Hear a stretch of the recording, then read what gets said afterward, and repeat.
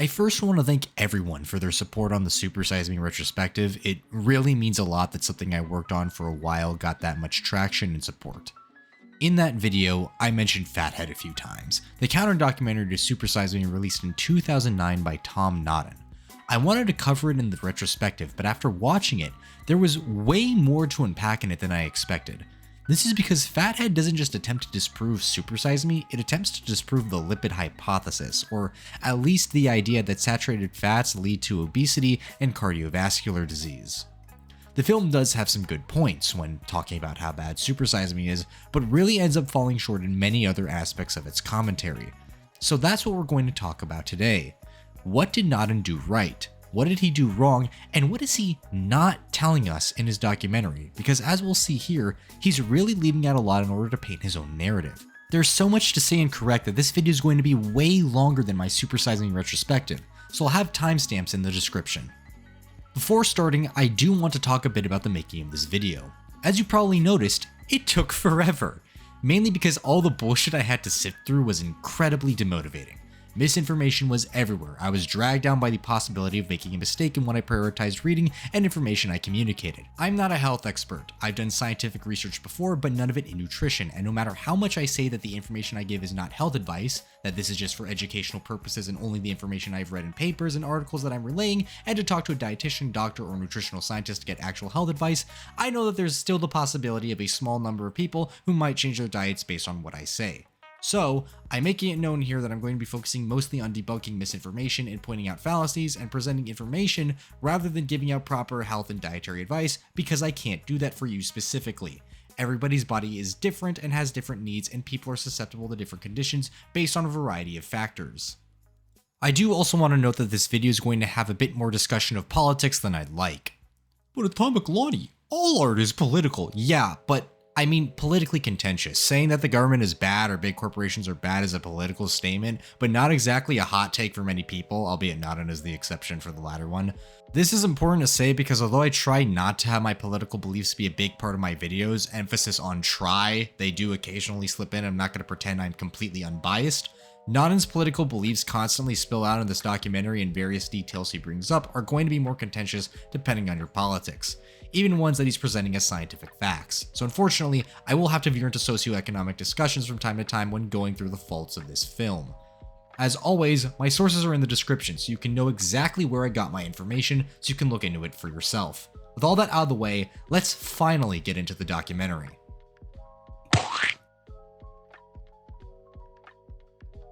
We start off with footage of fat people. Footage that Nodden is upset about because this is the footage that people show when talking about obesity, and it took him all day in order to get it, saying that people are all lying about obesity because most obese people look like him. He goes on to mention that the government and scientists have all been lying to us about nutrition, but first wants to take aim at Supersize Me by Morgan Spurlock. Nodden makes the weird choice of joking about Spurlock's, and I quote, several days experience as a nutritional expert, even though he's making a documentary on nutrition despite not being a health expert. Hypocrisy is going to be a recurring theme.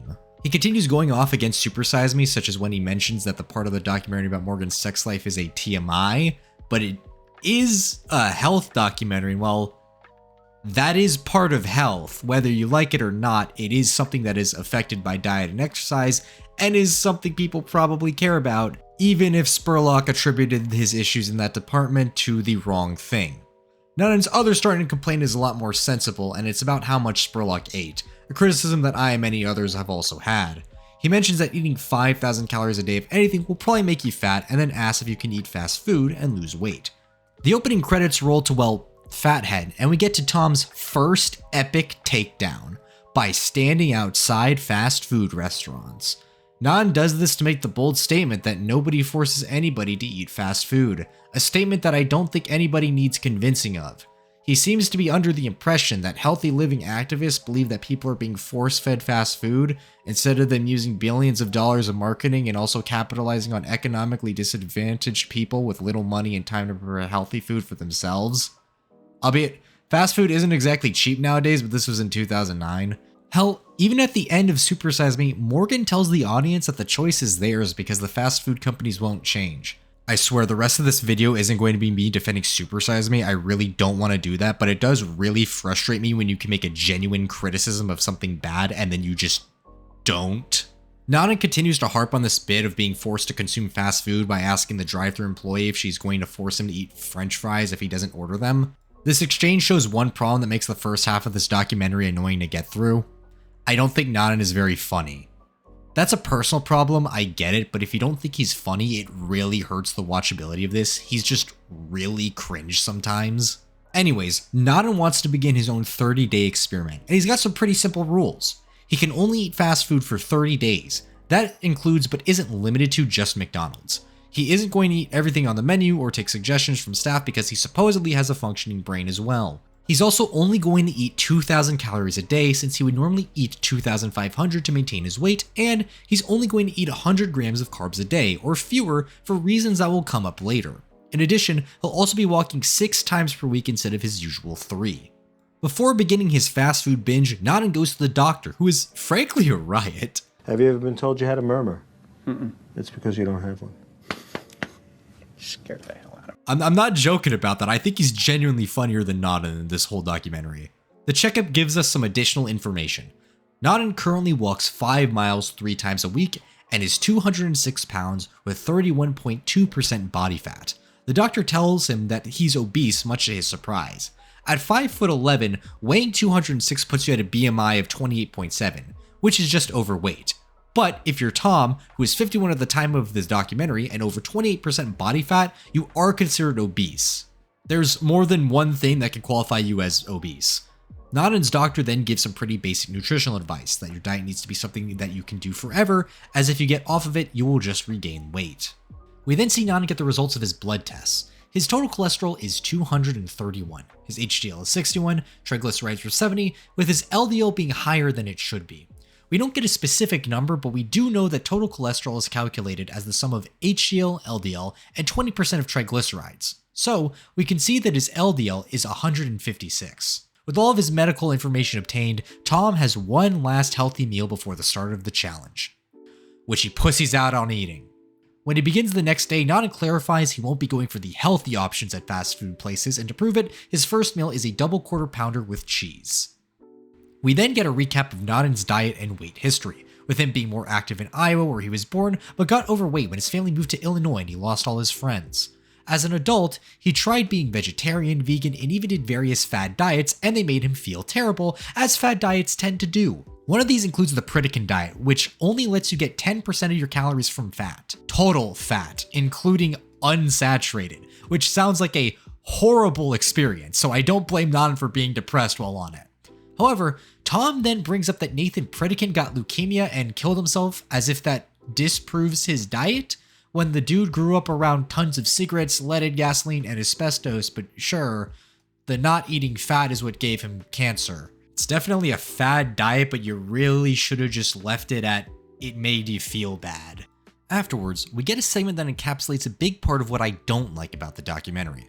Tom makes a rather interesting claim, the idea that the energy balance model of obesity is wrong, rather advocating and explaining the carbohydrate insulin model, a model which doesn't have a lot of evidence for it, by the way.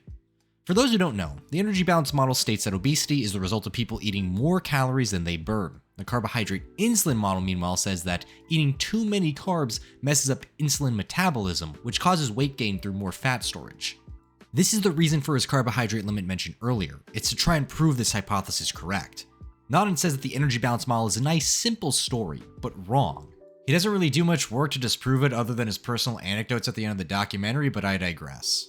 It is a little funny though. The 2 points he's mentioned and will further establish in the documentary are 1. Anyone with a functioning brain has the common sense and knowledge to be healthy, and 2. The government and health experts are all lying to us about basic health information, that's why we're all unhealthy.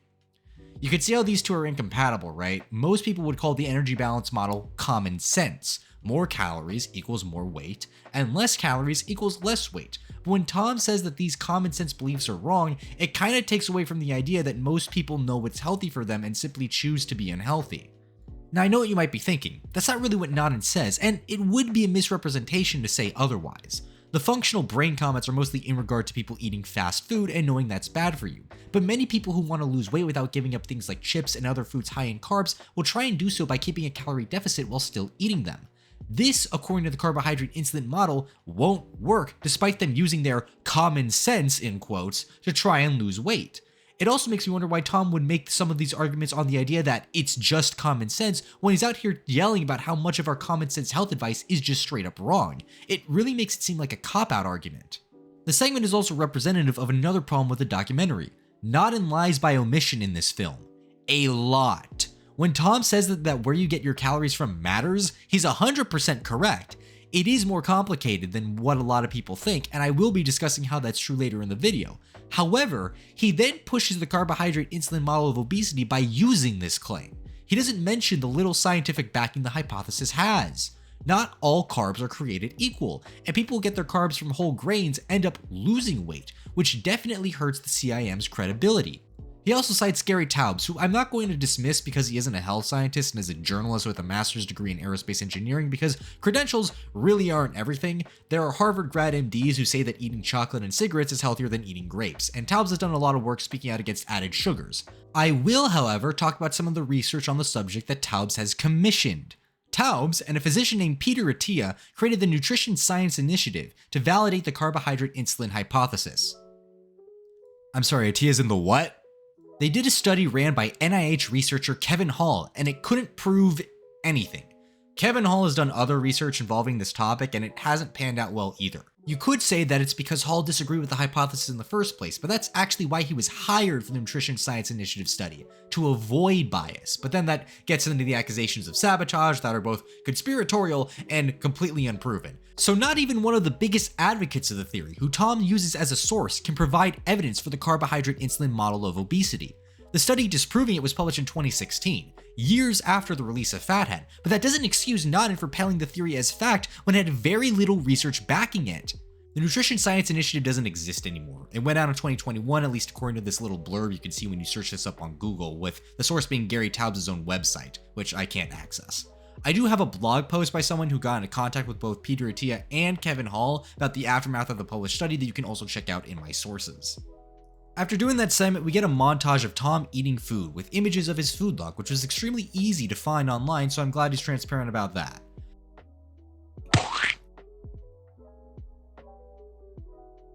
This transitioned us into the documentary's next segment, which is basically dedicated to dunking on Supersize Me.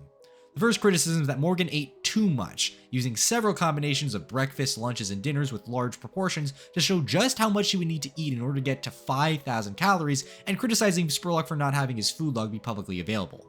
Naden also makes the same mistake I did find in my Supersize Me video, where he calls Spurlock's dietitian a nutritionist, which is wrong because apparently anyone can call themselves a nutritionist, but a dietitian is an actual healthcare professional with a license.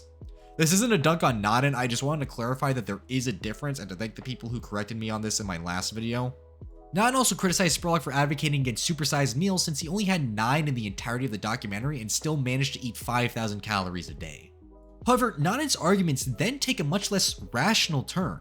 Like I said before, there's a lot of stuff you could be critical of in Supersize Me, like the arguments Naden just made, but a lot of his other arguments are either not good or straight up ignore things Spurlock said in Supersize Me. Take his argument about how it doesn't matter that Spurlock couldn't find nutritional information in a quarter of McDonald's restaurants in Manhattan, he could just walk to another one since there's so many in such a short distance.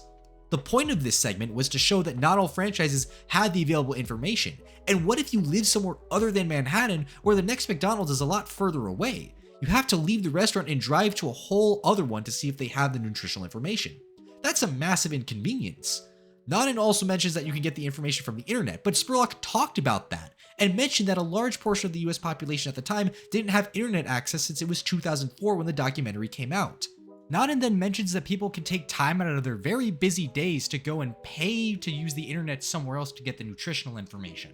That or walk to a bookstore and buy a book. Most people buying fast food do it because it's cheap and fast. Doing these things is the opposite, and not having it in store makes it so that less people are able to get access to the information, especially when they're already at the store where they would be most likely to have that factor into their purchases. The issue with not having the information in store is that it creates additional hoops for people to jump through to get it, inconveniencing them so that they don't have the info when they go to McDonald's on their lunch break and don't have the time to drive to a bookstore or library once they realize they can't get the info at the restaurant. Spurlock's segment wasn't about how it's impossible to get this information, it's about how people have to jump through hoops to get basic nutrition facts. We then get a segment with Nanan going around to random people asking if fast food has a lot of calories. This is supposed to prove that we don't need nutritional information because everyone knows fast food is bad for you. This is definitely not something that Spurlock acknowledges in the film. Just because someone knows that fries are bad for you doesn't mean that nutrition information doesn't affect their decisions when purchasing fast food, especially because a lot of menu items have more calories than you might realize. Tom deciding to focus on such a minor criticism of McDonald's, one that they decided to fix by the time this documentary came out by the way, just comes across as corporate dick-sucking. The fast food companies can't do anything to improve or make their experience more convenient for people because that's pandering to smug elitists who don't like poor people apparently. Speaking of poor people, Nanan goes on to claim that the people who he knows that like Supersize Me think that poor people are stupid.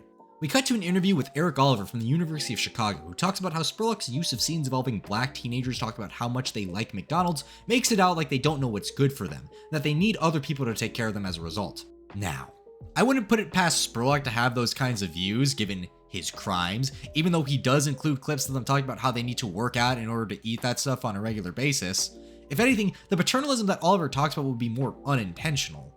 If Nanan wants to argue that poor people aren't stupid, well, he's right, but throughout the documentary, he doesn't really explain why poor people eat more fast food and are more obese. He could just say that fast food is convenient, which is more useful for a population with less free time, and during 2009, it was cheap, so it's easy to see why they gravitate towards it.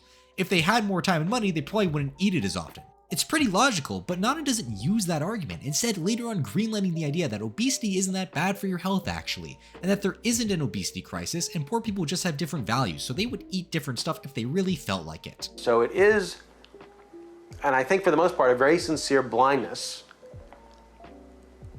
to the possibility that other people might just have different values and preferences than they do. All this to avoid the fact that the food that poor Americans were eating around this time due to its affordability was slowly leading to worse health outcomes for them. I mentioned the corporate dick sucking earlier, but it's a little crazy the lengths he goes to avoid even the suggestion that maybe these companies make more money off of people's poor economic situation. I guess one good thing about fast food becoming so expensive now is that people don't want to buy it as much. We then get a bit of Tom not eating fries and making a big show of it. See how easy that was? Do you want some fries with that? No, thank you. Why is he so cringe?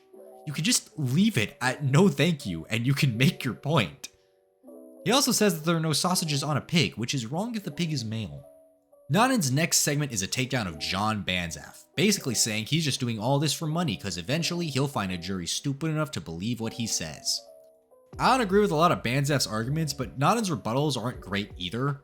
He does talk a lot about how sit-down restaurants often have food higher in calories than fast food places, which is a good point, even if fast food restaurants are designed to be eaten at more often due to their convenience, although it's become a better point with time because now people have access to DoorDash and Uber Eats to get food from restaurants at a similar level of convenience to fast food. Nanan also mentions how eating at home has gotten worse for our health, which is completely true.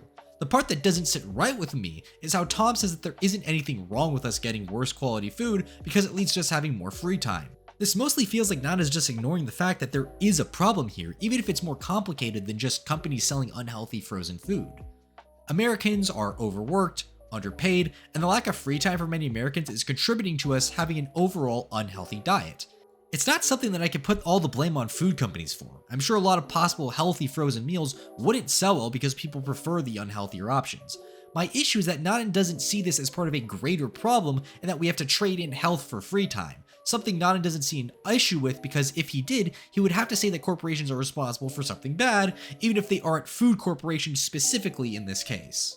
The last thing he criticized Banzaf for is his statements that McDonald's targets children through things like play places, especially in areas without parks. Nanan says that it's the government's fault that there aren't parks in many areas, a very reasonable criticism, but then he uses an anecdote when he talked to parents at McDonald's about how the kids like playing so much that they don't want to eat, which is just a nonsensical argument. One, I also have anecdotes from friends and their parents that they say the exact opposite. Shocker, anecdotes aren't reliable evidence. Two, it doesn't matter if the kids don't eat, the parents already bought the food, which was probably required for them to go into the play place. 3, it doesn't address Banzaf's actual criticism of the play places as part of a larger issue with McDonald's targeting children as a way to boost their sales. The whole getting them while they're young strategy to associate McDonald's with positive memories so they keep coming back to eat their food. The ethics and whether or not this is being done maliciously are up for you to decide. I just don't like how Nodden completely ignores this part of the argument because it's more nuanced and not easy to dunk on. Tom then concludes that the only problem with fast food restaurants is that they give us too much food for too little money. 2009 really was a different time, huh? Eric Oliver blames the amount of weight people gain on things that people eat between meals, which is usually junk food, which is a pretty reasonable statement. He especially blames high-calorie beverages like mocha frappuccinos and sodas. For this reason, Nodden mentions that he's not drinking any regular sodas for the experiment. He will drink diet soda though, a decision I don't have a problem with, but it is something I will be mentioning later for something else.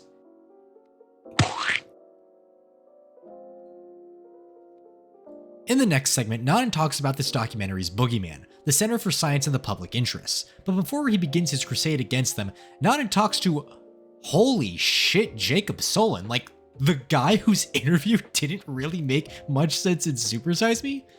Damn, I guess he was pretty mad about what parts of his interview got included. I would be mad too.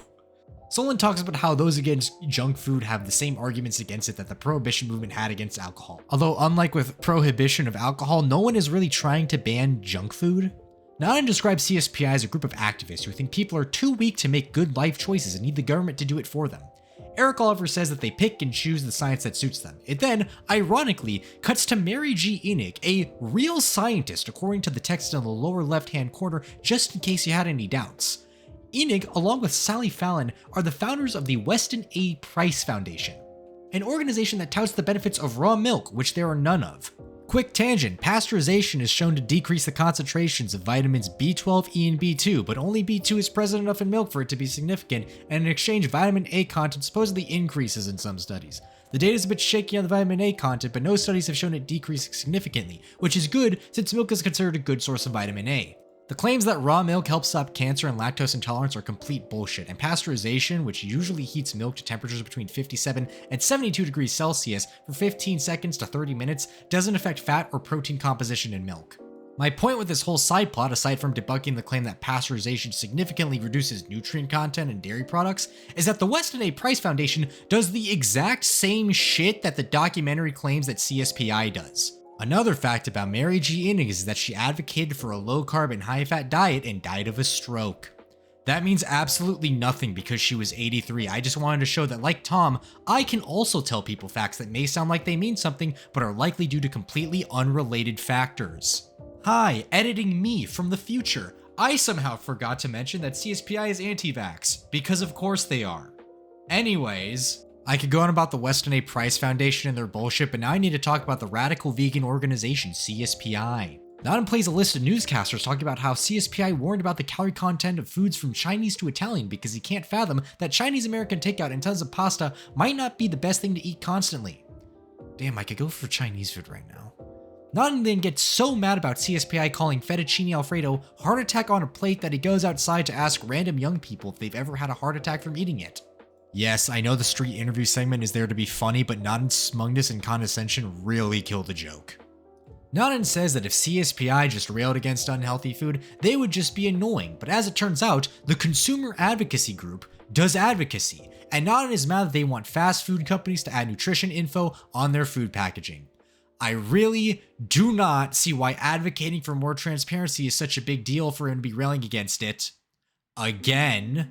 If he thinks it's so useless, then shouldn't he be grateful that they're, in his eye, wasting time with this instead of advocating for veganism or something? Hell, Oliver goes on to talk about how no one would argue that more nutritional information is a bad thing, along with footage of McDonald's packaging with the nutritional information on it. So I don't get why he cares so much, since McDonald's clearly thinks it was a good idea to implement.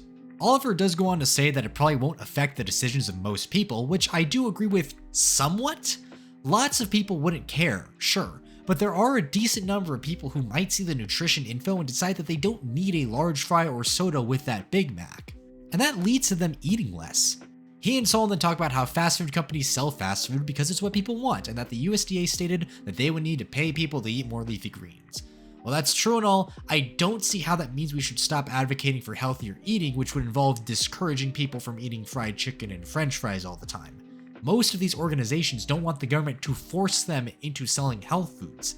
They usually just want them to take steps to make the food less bad for you where they can. I agree with Nana in that McDonald's selling vegetables wouldn't do well, but I don't see the harm in advocating for healthier options, especially since these multi-billion-dollar corporations can simply ignore this consumer advocacy group. After Nana goes around asking people if they would buy broccoli at McDonald's, we are treated to animation of the highest quality. Look man, I know the budget was tight for this, but come on. I can't believe I'm saying this, but this probably would have been funnier with Nana doing a live action bit. The Jesus joke probably would have hit harder if it didn't look like this was drawn in MS Paint. Anyways, it shows CSPI going into a fast food restaurant and using the magical powers that Tom thinks activists have to tax the junk food and force fast food companies to provide healthier and subsidized food options. I haven't seen any evidence of CSPI wanting to force fast food companies to provide health foods through government regulation, though I did see them advocating for the junk food tax. At least in 2000, but the webpage is still up, so that is a valid critique. It's not like it's necessary to tax burgers though, since livestock is given billions of dollars in subsidies in the US. In fact, getting rid of the subsidized soy that Nana opposes, along with corn subsidies, would also increase the price of beef since feed for them would become way more expensive. Even cow grazing is subsidized by the federal government. What I'm trying to say is that the jab about taxing the burgers and the health food being cheap because it would be subsidized is a nonsense criticism, since so much of our junk food is cheap because of government subsidies, especially dairy, but that's a discussion for later. We then transition to a segment about how activists want to ban marketing towards children. Solon says that if it was door-to-door salesmen doing it, then it would be a legitimate complaint, but there are parents involved in this, so it's different. Naden and his documentary's big counter to the effects that marketing has on children is interviewing his own mom, who told him that they only ate at McDonald's once per week, which still feels like a lot, but that could just be me. This argument doesn't have much merit. Sure, these aren't door-to-door salesmen, but there's billions upon billions of advertising money being put into place for this kind of stuff and explicitly targeting children. It's the equivalent of a salesman appearing in your house, along with the houses of everyone in the entire country to do an elevator pitch. Now, I'm not clowning on Nana for not wanting to ban that kind of advertising. I feel like you can make a good argument for why it shouldn't be illegal. I'm clowning on him for thinking that it has no effect because of parents. Parents given all the time. His own mother talks about taking him to McDonald's once a week, which is definitely better than every day like Nana wanted, but it's still not the best. Did Nana consider he might have been influenced as a kid to want McDonald's that much because of all the advertising he saw? It's well documented that food marketing does a really good job at affecting the food preferences and even consumption of children. Also, keep in mind, kids aren't always around their parents. Whether it be at school, a friend's house, or them straight up being alone, kids have ample opportunity to get junk food without their parents knowing. A parent saying no can do a lot, but it can't do everything against the power of billions of dollars of advertising, especially when it's primarily targeted at those who aren't mentally developed enough to make good choices for themselves. This doesn't even factor into how all this advertising early on affects children once they're no longer controlled by their parents, but I digress. Afterwards, Naden talks about how as a kid, he exercised a lot either through walking to school or through playing outside. The lack of physical activity among children is definitely a factor in childhood obesity. In fact, it's even acknowledged in Supersize Me when they talk about lack of funding for physical education and cuts to recess, especially after No Child Left Behind. It's a pretty reasonable thing to mention, and some kids probably could walk home from school most days, which definitely wouldn't solve childhood obesity, but it would help a little, I guess. It's all pretty normal until Naden brings up that some kids can't walk home from school, stating that because of a handful of judges, millions of kids are forced to go to schools 2 or 3 hours away. He doesn't specify what decision this was or why the judges are having kids go to different schools. Probably because the only decision that I could find that seemed to do this was the Swan v. Charlotte-Mecklenburg Board of Education decision, which paved the way for desegregation busing to diversify the racial makeup of schools in the US, which may be why he doesn't get into the specifics of that, because nobody would buy that desegregation busing led to childhood obesity. He does make a quick mention of it later on in the documentary, so he's definitely serious about this stance. This is also completely ignoring the fact that the vast majority of children don't go to schools that are 2 or 3 hours away, so genuinely, what? This is what you're focusing on? Like I said before, sure, walking home from school, I guess, could help a little bit, but There's no way that that is the main thing driving the obesity epidemic. So why is this getting mentioned? After that point, Nanan mentions how little physical activity kids get at home, saying that the reason kids are obese isn't because they're watching junk food ads, it's because they're watching too much TV. Somehow not realizing that both of these can be factors, with a lack of physical activity causing them to not use the excess calories they get from eating junk food, a lot of it that they wanted to get because they saw ads for it on TV. Nanan also says that this doesn't just apply to kids, as adults are also pretty inactive, which is a statement I can't disagree with. Hi, editing me from the future. If you've watched FatHead before and thought to yourself, I don't remember him talking about that stuff just now, you're not crazy. You likely just only watched the director's cut of the documentary. The segment where Nanan talks about what he thinks causes childhood obesity is in the original 2009 version, but not the 2013 director's cut. Why? I don't know for sure, but the fact that he blames childhood obesity in part on desegregation busing might have something to do about it. We will cover the little content added in the director's cut later on. I just found out while editing this video that this segment wasn't in it for whatever reason. Gives new meaning to director's cut, huh? Also, shout out to Warren Goodman, who commented on my last video talking about Supersize Me, where he mentions his issues with FatHead, and I distinctly remember reading the end of his comment where he is flabbergasted that Nanan brings up the desegregation busing thing, and I was incredibly confused because I didn't remember him talking about this when I watched FatHead for the first time. Joke's on me for thinking that the director's cut would be the definitive edition, I guess.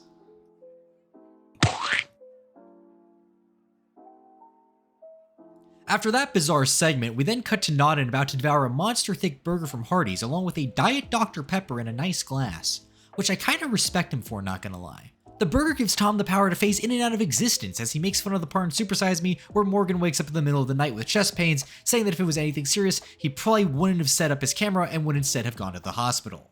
Change the world. My final message. Goodbye.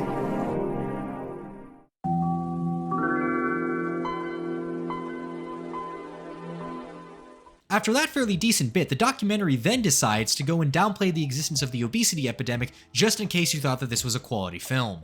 He does mention the time in 2004 where the CDC made a mistake in calculating what deaths were caused by obesity. This does seem to be a case of just incompetence, but Oliver thinks they deliberately inflated the scope of the obesity crisis to secure more funding from Congress, something he concluded because when he talks to CDC officials, they're often concerned about getting their funding cut. Very conclusive. If that was the case, then why did the CDC correct themselves a year later? Oliver says it's only because the anti-smoking people point out methodological issues, but at the time of the study being written, there was already obesity epidemiologists within the CDC who were arguing against the methodology of the 2004 study for it inflating numbers. He also says that the anti-smoking people only pointed these issues out because they wanted more funding, and maybe that's part of it, but from what I've read on this, the main issue was that the obesity research wasn't up to the same standards as the smoking research, and they didn't want the CDC and their research to lose credibility because most scientists actually care about the scientific process and their own legitimacy in their fields. The documentary also argues through song that the obesity epidemic is the result of humanity getting rid of most of the real, in quotes, epidemics, and now we're going up against metaphorical ones like smoking, which has killed millions of people, with secondhand smoke killing many more who don't even smoke themselves. There are health problems that aren't epidemics, but still bad too. I don't see why we shouldn't care about them also. Nanan talks about how most of the people he sees walking around are normal, with Oliver saying that most Americans have gained between 8 and 10 pounds. Furthermore, he points to 1998, where the NIH used BMI to determine who is overweight or obese, and how someone with a lot of muscle is also considered overweight by that metric. He then says that he is technically overweight, being 6 feet tall and 190 pounds. I'm not going to act like BMI is a great way to quantify someone's health, but the idea that most people considered overweight and obese according to BMI are like that because of muscle rather than fat is kinda ridiculous. It also isn't the only measurement that was used even at the time of the documentary, since Nanan was considered obese due to his body fat percentage, not his BMI. I agree with using more than one metric to determine the overall health of the country. The problem is that other metrics show that our health as a result of our diet and lack of exercise is still suffering, as seen from the rates of cardiovascular disease, diabetes, and other conditions. It's such a weird point to make. Obesity isn't that bad because when I go outside in public, I don't see a lot of obese people, but also there is a serious health crisis going on in the US resulting from people eating too much food, especially junk food. It's just not obesity in spite of the average body fat percentage continuing to go up. Oliver says that many people in the government, including the chair of what I assume is the CDC because he doesn't specify, are heavily subsidized by the weight loss industry and they get a ton of grants and serve on boards of these companies. I really don't know if he's specifically talking about the CDC because he brings up the name Xavier P. Saunier, who I literally can't find any information on. I don't know if it's because he has a French last name and I can't spell it right or if he even exists. He probably does, but I genuinely can't find anything on him, so I can't validate what Oliver is saying at all. Either way, there's no evidence I could find of CDC researchers getting funding from specifically the weight loss industry of all groups. He does at least add other pharmaceutical companies afterwards. Medicine is filled with conflicts of interest by pharmaceutical companies as well as food companies, something this documentary only brings up for certain foods like soybeans. Conflict of interest doesn't automatically disprove something though. If a vaping company funds a study that shows that vaping is less damaging to the lungs than smoking, it doesn't automatically mean that they fudge the results. Oliver and On give the implication that the government is telling Americans of an obesity epidemic to serve the interests of donors, but don't even explain how these pharmaceutical companies could profit from this or even give concrete evidence of it happening. Drugs like Ozempic are common now, but weren't in 2009, so why would they be doing this? It feels like they had something with commercial interests influencing the CDC, but couldn't figure out how they would profit from a manufactured obesity epidemic, unlike telling people to take doctor-prescribed antiviral medication, even if it might not do anything for diseases like pneumonia. So they bring up the weight loss industry to give that profit motivation without having any real hard evidence of the government being beholden to them like they are with other commercial and pharmaceutical interests. Continue with the anti-obesity epidemic talk, Naden brings up that the median age for Americans in 1970 was 27, but was 36 in 2009, which explains why the average American is 10 pounds heavier, except it doesn't. Sure, metabolism slows when you get older, but in most cases, the reason for a lot of weight gain is increased inactivity. Older people tend to move less and that also contributes to it, but the big reason for Americans getting fatter is that we eat more. Men between 20 and 39 gained almost 20 pounds between 1960 and 2002. You could try and chalk that up to there being more men closer to 39 now, but men between 40 and 49 were 27 pounds heavier in 2002 compared to 1960. Across the board, men and women in the same age bracket are heavier now than 60 years ago. But those numbers are from the CDC. Can't be trusted. Weight Watchers probably gave them billions of dollars or something in order to fake that, I don't know. Besides, Naden has another explanation for the average increase in weight over time. There are more minorities now. No, I'm not joking. He says that we weigh more on average because there are more minorities in the United States now. They're just naturally thicker, he says. And also BMI was made analyzing only white people. The latter part is actually true, which you could tell because I didn't use any sarcasm when reading that out loud. However, when we look at specifically black men and women, we see that their BMI has increased over time as well. How does Naden explain that? The trend is the same for white men and women. There aren't just more minorities in this country, they're also getting fatter.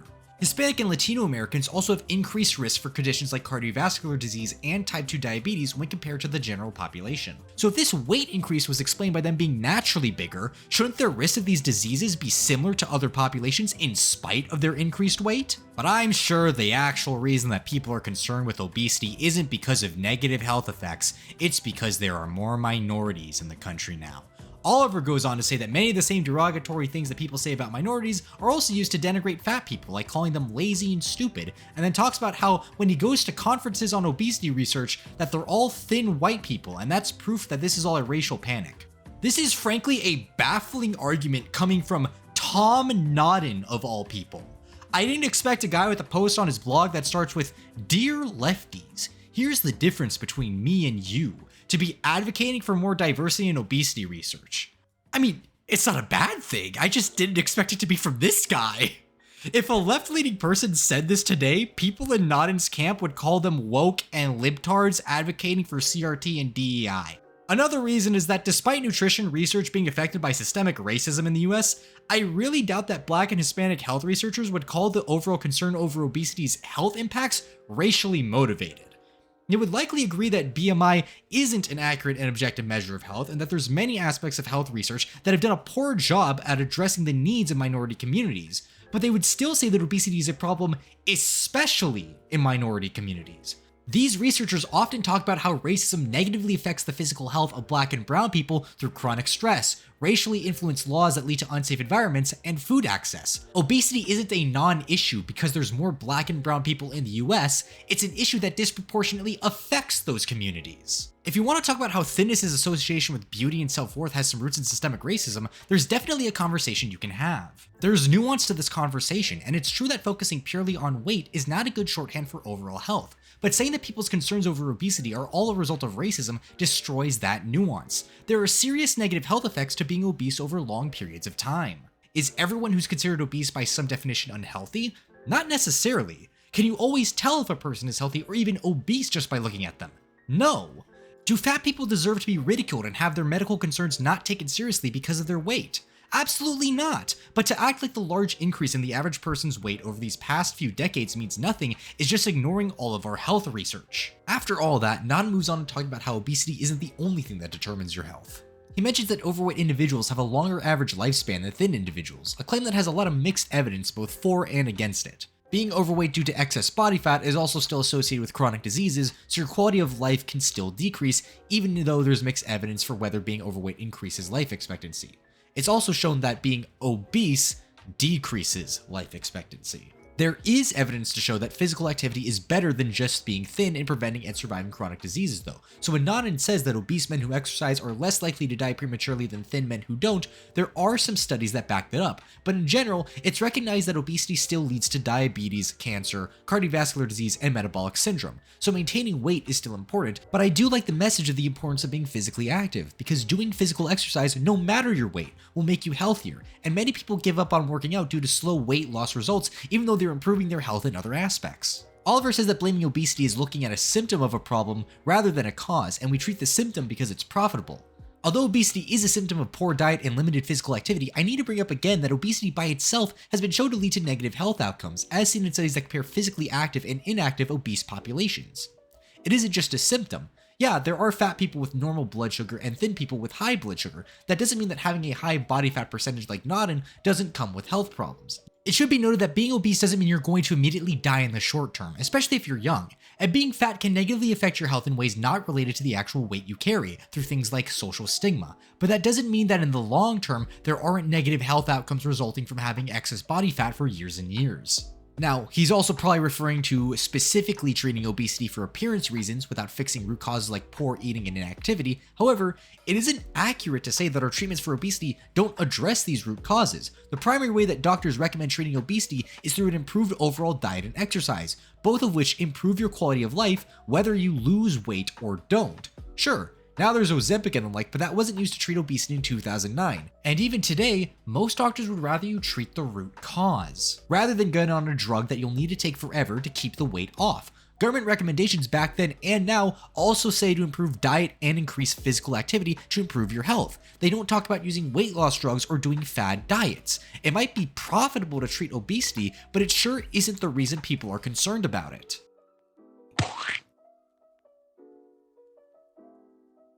This transitions into the talk about metabolic syndrome, a condition which Nanan says is the real issue, although obesity does lead to metabolic syndrome, but I digress. It's from this point on that the documentary takes a turn, a much more egregious one at that, mainly at denying the harmful effects of saturated fat, a view that has become much more mainstream with health influencers often spreading it. Nanan asks if whole grains and vegetable oils are really compatible with human biology, saying that Mother Nature isn't stupid and didn't make humans prefer foods that kill us. So obviously the healthy stuff is the stuff we naturally prefer. The documentary says that humans don't prefer eating whole grains and vegetable oils. We prefer to eat things that are sweet, like fruit, along with fatty and salty stuff. If we ignore the fact that humans prefer eating food with a lot of sugar, which can kill you, this stuff all tracks pretty well. And then Nan mentions that until recently, the biggest source of fat in our diets was saturated animal fat. Eating little starch and plant fats with tons of saturated fat, going as far to say that we ate up to 5 to 10 times as much saturated fat as health experts say we should. This is all categorically false for a lot of reasons, so I'll go by each of them one by one. First, Humans have eaten starchy vegetables and grains for a very long time. Human diets vary by region and by what's available at the time, but a lot of humans as hunter-gatherers ate mostly plant-based diets. Recent research has shown that most hunter-gatherers, with one notable exception I'll talk about in a bit, didn't eat as much meat as we thought from previous archaeological evidence. This isn't because Paleolithic humans were hippy-dippy vegans, it's because animals move and plants don't. Not all hunting trips were successful, and it would be common to end up empty-handed at the end of the day, leading to a lot of nutrition to focus on gathered plants. Saturated fat can be found in certain plants like coconuts, and were a considerable source of energy for certain populations, but not in specifically said saturated animal fat as in from meat. And from the imagery we see, he means red meat. So with all that info in mind, how much saturated fat is not insane that hunter-gatherers ate? Well, current recommendations are that under 10% of calories should be taken from saturated fat, which on a 2,000 calorie diet is about 21 grams per day. Nan is saying that humans ate 5 to 10 times the recommended amount, which would mean he's saying that they ate 105 to 210 grams of saturated fat per day from only meat, because humans didn't widely consume dairy while they were hunter-gatherers.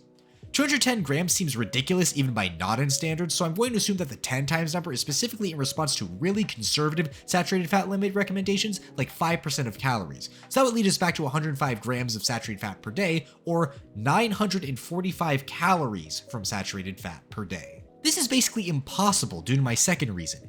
Humans didn't have access to such fatty meat as hunter-gatherers. You see this chicken? This is not natural. Humans selectively bred it to grow faster and much bigger than normal to get more meat out of it, to the point where they often break their legs and get heart attacks from just how big they are. The same is with other animals like pigs and cows. They were selectively bred to be bigger and much fattier over time. When looking at wild boars versus domesticated pigs, pigs are fatter, having multiple times as much saturated fat in their meat when compared to wild boar. Aside from being selectively bred to be fatter, domesticated pigs also don't forage for food and are given diets that promote them getting fatter. Cows are also fed unnatural feed that makes them fatter, as well as growth hormones. This can be seen in that grass-fed beef has less monounsaturated and saturated fat than grain-fed beef. This is also why meat of wild animals like deer, for example, are often considered gamier. Venison has less than 1 gram of saturated fat per 3-ounce serving. To get to 105 grams of saturated fat from this means consuming 24.3 pounds of meat in a day. You would also consume 2,527 grams of protein from that and over 13,000 calories. So even if our ancestors could eat a ton of meat, which I need to emphasize would happen occasionally, the amount of saturated animal fat they would be eating would be much less than eating an equivalent amount of the meat that you likely eat. This brings us to the exception I mentioned before. The Inuit live in an environment with very little plants. They eat mostly meat, but they may also have genetic mutations that help them eat more animal-based foods than the rest of the human population. Hunter-gatherer diets varied considerably based on location and time of year. Humans ate what was available to them. Sometimes it led to eating a lot of meat, but other times it led to eating basically none. You can't say that one diet is definitively the 100% best diet that all Paleolithic people ate, because they ate what was around them. Sometimes that was meat, sometimes that was grain, and a lot of time it was fruits and other plants. The possible genetic mutations in the Inuit also give credence to the idea that different people may do better with different kinds of diets, but that's a whole other story. Diets low in animal products aren't inherently bad, and neither are diets high in meat. There's a lot of variety in a healthy human diet. My point being that the Inuit are a rare exception in the amount of meat they eat in their traditional diet. You most likely should not be judging your diet based on them unless you yourself are Inuit. It's also a little weird that people don't bring up the macronutrient composition of what the Inuit traditionally eat. Even if these possible genetic mutations that scientists identified don't do what they think they do, it doesn't mean that saturated fat is good for you. The diet of the Inuit, despite being mostly meat, is not as high in saturated fat as you would think. You may think that my previous point about wild animals being gamier doesn't apply to Arctic mammals, since they're all fat to insulate them from the cold. However, animals that live in cold environments like seals have more unsaturated fat in their meat than saturated fat, since at cold temperatures, saturated fats freeze. They're solid at room temperature after all, so they evolved to store more unsaturated fats. Seal meat doesn't have a lot of saturated fat. Same for other animals like polar bears. Blubber has a lot of saturated fat, but it's only 10% of it. Blubber is mostly monounsaturated and omega-3 polyunsaturated fat, which is known to be good in countering the effects of heart disease. So in summary, even the hunter-gatherer populations that eat the most meat don't actually consume that much saturated animal fat. and especially not in the amounts that Naden is claiming. Getting back to the documentary, one of Naden's scientists mentions how the transition to agriculture led to tooth decay and a decrease in human fitness. This is true, but that's because of less physical activity, along with eating a diet that's ironically less harsh on our teeth, which doesn't let it clean themselves. But that doesn't inherently mean that they're bad for our health. Tom then claims that for most of human history, we haven't eaten grains, but we've been eating them for 100,000 years, unless he's talking about refined carbs, but he didn't make that distinction. Even if we weren't eating grains since hunter-gatherer times, it still wouldn't be a great argument, since Naden clearly supports dairy consumption despite that being a fairly recent addition to our diet. A recent addition that's, funnily enough, considered by many health scientists to be a healthier source of saturated fat than meat. Yeah, it obviously varies based on the type of dairy product you're consuming, but in general, there are studies that show that consuming dairy over meat leads to better cardiovascular disease outcomes. This transitions us into Naden trying to disprove the lipid hypothesis, starting with Ansel Keys in the 7-country study, accusing Keys of cherry-picking data. This isn't an original claim, to the point where an organization called the True Health Initiative even wrote a response to the controversy. The accusations against Keys are not as clear-cut as they might initially seem. A statement that genuinely makes me feel like I'm going to lose my mind, because the idea that Keys cherry-picked his data was something I initially agreed with the documentary on before actually looking into things. I was going to give Naden credit for bringing this up, but now I have to go on to another tangent. Damn it, Adam Conover, this is the second time you've lied to me, in the same segment no less. The big claim is that Keys had data from 22 different countries, but only chose 7 from which he can make a nice trend line, leaving out countries like France that had high saturated fat consumption but low heart disease. However, this accusation doesn't hold up when looking deeper into things. For starters, Keys' data from the 22 countries still showed a positive correlation between saturated fat and heart disease. This is the graph made using that data. There's still a clear correlation, and when further analyzing the data from the 22 countries, you could see that there was a positive correlation between animal fat and animal protein with coronary heart disease, along with a negative correlation between plant fats and heart disease. I guess I shouldn't be surprised that Tom wouldn't notice this, since he thinks that a trend line is when you draw a line from one point to the other, like connect the dots. This analysis of the 22-country study was done by Jacob Yerushalmi and Herman Hillebo, who were both skeptical of the association between fat and heart disease and highlighted that strong correlation between animal protein and heart disease with Keys' own data. The second big reason why this argument is wrong is because the data from these 22 countries is from an entirely different study. Keys was obviously only going to use new data in this new study. The 22-country study looked at heart disease death rates according to official government statistics and extrapolated the cause based off of the most common diets in said countries. This, obviously, is the most rock-solid data, and Keys knew this, which is why he did the 7-country study, so he could see if the correlation he found had any merit by tracking deaths from cardiovascular disease in rural populations where they can more easily record the diet of those in the study. There are many other claims that people lob at Keys to say that his data was cherry-picked, from his exclusion of France to getting data in Greece while Lent was occurring, but these other ones have been refuted as well. The 7-country study is definitely not perfect. Keys found no association between sugar and heart disease after controlling for saturated fat, an association that we now know exists, but this too was likely not the fault of Keys, as he looked at what rural populations were eating, and the sugary foods they consumed were likely baked goods that are also high in saturated fat, with them having little access to sodas or candies. It is still a massive blind spot that did lead to negative repercussions later, but it doesn't negate the main findings of the study. The point being that Keys didn't cherry-pick his data like a lot of people claim. You can read the responses made by several doctors and health researchers in my sources in the description. Naden then goes on to say that several authors looked into the literature and found 0 studies that proved high-fat diets lead to heart disease. That's a pretty bold claim, but what does it actually mean? Have there really been no studies that definitively show that saturated fat consumption directly causes heart disease? As far as I'm concerned, the answer is yes, but it isn't for the reasons you would think. You see, you can't just conduct a study where you put a bunch of people on a diet that's really high in saturated fat and wait for them to die to prove a point. That's what we call unethical and kind of fucked up. You can't give someone something you think will kill them in an experiment. Ethics boards won't let that happen. If you want to test if something is killing someone, you need to have them either already be doing the thing that's killing them, like smoking, and either see if they have a higher death rate, or you can make them stop doing it and see what happens. The evidence used against smoking was gathered through epidemiological studies, experiments with animals, studying cells, and by inferring things from chemicals found in cigarette smoke. None of the studies involved getting non-smokers to smoke cigarettes to see what would happen. Studying heart disease is difficult because it appears much more often in older people, after years and years of buildup in the body, and most randomized clinical trials, the ones that are able to establish more solid links with this kind of stuff, don't last more than 2 years, especially trials that dictate what participants eat. It's hard to keep a large group of people on the same diet for a long time without things changing and messing up the data. That doesn't mean we shouldn't try, but it does mean that there's no smoking gun that scientists can point to and instead need to advise people based on decades of observational studies and randomized clinical trials that last 2 to 5 years. We see these trials that give us an association between saturated fat and cardiovascular disease and then evaluate things like where the saturated fat came from, what people are replacing the saturated fat with, etc. in order to make recommendations. This is why many countries outside of the US, like the Nordic countries, recommend replacing saturated fat with polyunsaturated fat if you're getting more than 10% of your calories from saturated fat. No one wants to make it seem like all these writers found out that all the data we were told existed was a lie, but it's not. No one observational study can prove anything. No one randomized clinical control trial can prove anything, but decades of them can give us a pretty good idea of what's good for our arteries. The vast majority of our data from the past 60 years links excess saturated fat consumption to heart disease, to the point where in the time it took for me to make this video, RFK Jr. and his USDA made a new food pyramid and made a whole spiel about how they're ending the war on saturated fat, and they still kept the limit on saturated fat at 10% of calories consumed per day because they don't have the evidence to remove that from the recommendations.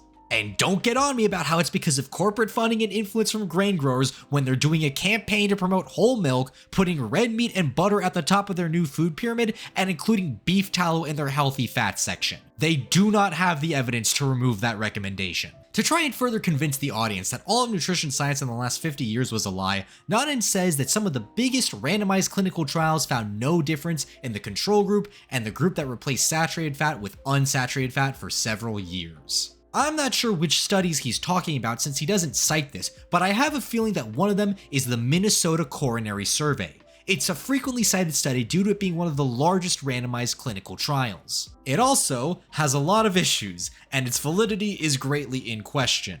You may be asking, but Atomic Lonnie, isn't the Minnesota Coronary Survey made up of that buried data that was discovered in 2016? How could Naden be talking about it in a documentary that came out 7 years earlier? Well, that's because the data from this study was used to publish a different paper in 1989, which came to the conclusion that Naden mentions. The unpublished data was supposedly a big deal because it showed that the unsaturated fat diet led to an increase in all-cause mortality despite a decrease in serum cholesterol. A lot of people point to the study as definitive proof that saturated fat is fine and that seed oils are the devil, but when you actually look into the experiment, you start to see why many dietitians and nutrition researchers have problems with it. For starters, despite the fact that a lot of meta-studies show the number of participants at over 9,000, cue old meme reference, the actual number seems to be 1,568 participants who are on the diet for over 2 years, as 83% of those in the study were lost to follow-up and the average duration of the diets lasted only 13 months. You really aren't going to see much of a difference in mortality or cardiovascular disease after only 1 year. The study was supposed to last for 3 years. So how did they lose so many people? Well, it was because of changes in policy at mental hospitals. You see, this was conducted at several mental hospitals at a time where they expected patients to be staying there for the duration of the study and were thus only able to eat the meals that the hospitals provided. However, around the time of the study, outpatient treatment became way more common for those suffering from mental illnesses. As a result, the people being studied would only eat the assigned food when they were staying there, and the researchers didn't really know what they were eating when they were outside the hospital. In addition to that, we also have to consider that the unsaturated fats like corn oil and margarine that the patients were given contained trans fats, since the health effects of those weren't known yet. That's also not getting into the issues of the recovered data, such as it showing that smoking was associated with reduced mortality risk and how it's unknown how many patients were truly lost to follow-up or just died. All this is to say that the study doesn't have as much weight to it as you would think, and I can't judge the supposed other studies that Naden is talking about because he doesn't mention them by name. I just know about this one from looking into various meta-studies and noticing how large the number of participants is in it when compared to other trials included in those studies. Hi, editing me, from the future. There are in fact some studies Naden doesn't mention out loud, but he does show in the graphic. The most important one to briefly talk about is the Sydney Diet Heart Study. It's not a rather large study, so he definitely wasn't talking about this one while mentioning one of the largest randomized clinical studies, but in 2013 it made a big commotion because it was reanalyzed by the same guy who reanalyzed the MCS, so there would be people mentioning it if I didn't talk about it. I don't want to spend too much time on it because it has a lot of similar issues with the MCS. It supposedly showed no difference in cardiovascular events between the control and reduced saturated fat group, but upon reanalysis it showed that there was more deaths in the reduced saturated fat group. You'll never guess what they replaced the saturated fat with. No, really, you won't, because they were given the choice between safflower oil and miracle margarine, which contained a bunch of trans fats. And we don't know which one people ate more often and what difference it made. But eating trans fats likely led to the increase in mortality. I wouldn't completely discount this study, but there are so many more randomized clinical trials that show the opposite that it's kinda hard to see this as a smoking gun and more of a jammed one.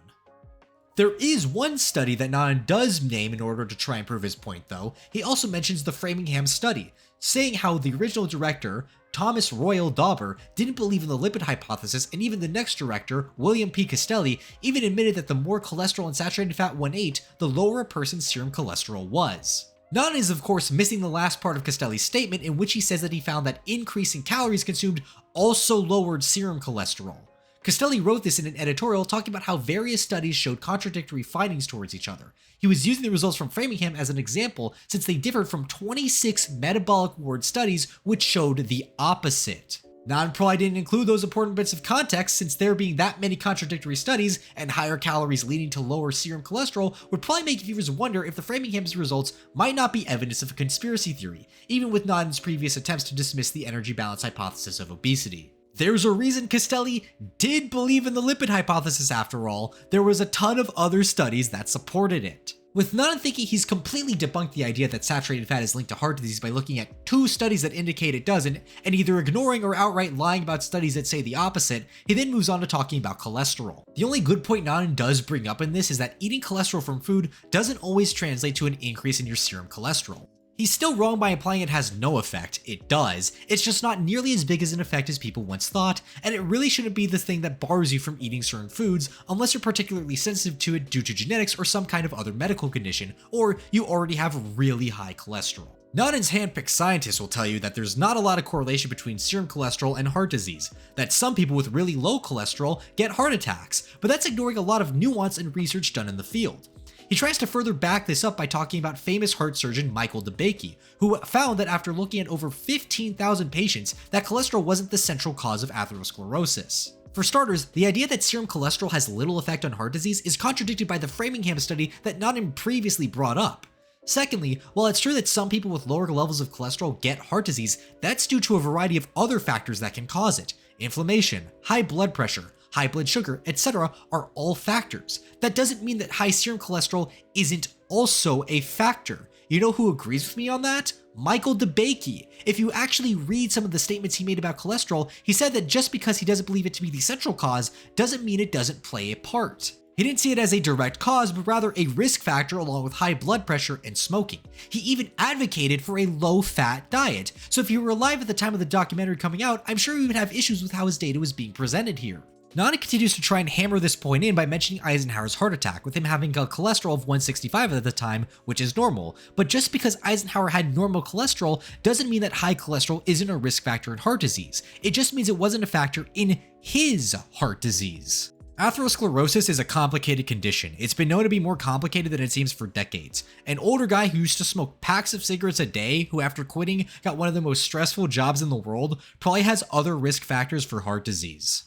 If I tell you that playing tackle football on the weekends increases your risk of getting a concussion, and you then get a concussion because you fall and smack your head on a table, that doesn't mean that playing tackle football doesn't increase your risk of concussions. This is a stupid argument. Nanan wants to misrepresent health scientists to make them seem more rational than they are, so you distrust them. They don't believe that cholesterol is the only thing that leads to heart disease. They think it's one of many risk factors. They say to lower your cholesterol so you can mitigate one of those risk factors. That's the reason behind the advice. Doctors and scientists today don't only blame atherosclerosis on saturated fat and cholesterol. They didn't do that when this documentary came out either, and they didn't even do that in the 80s. This documentary really only seems legitimate if you take what Nan says about other people at face value and don't look into any of the organizations or people mentioned yourself, and he isn't being lazy doing this, he's deliberately misrepresenting things to make his point seem stronger.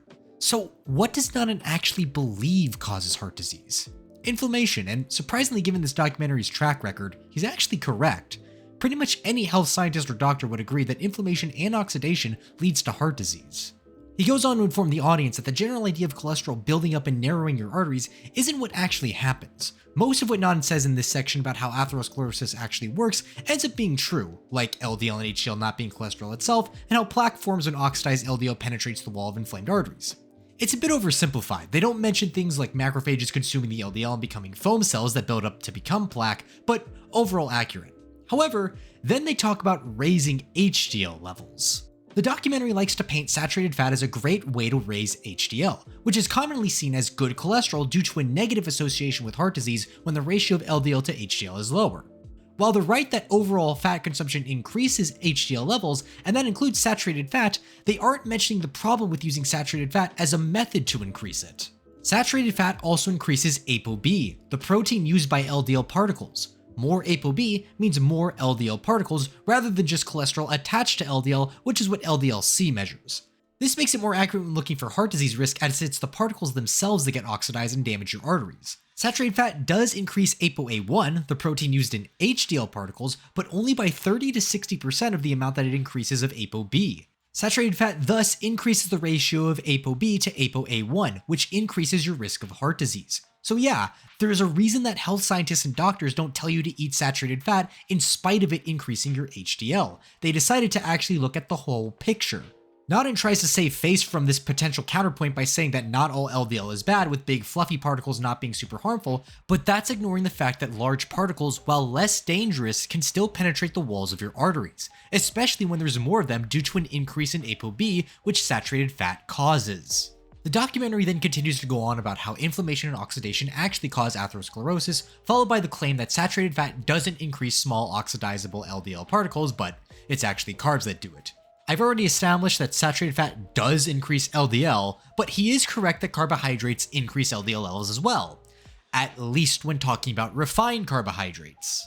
Refined carbohydrates from things like white flour and sugar have been shown to be just as bad or even worse for heart disease when compared to saturated fat. Whole grains, on the other hand, show a reduction in coronary heart disease risk when you replace saturated fats with them.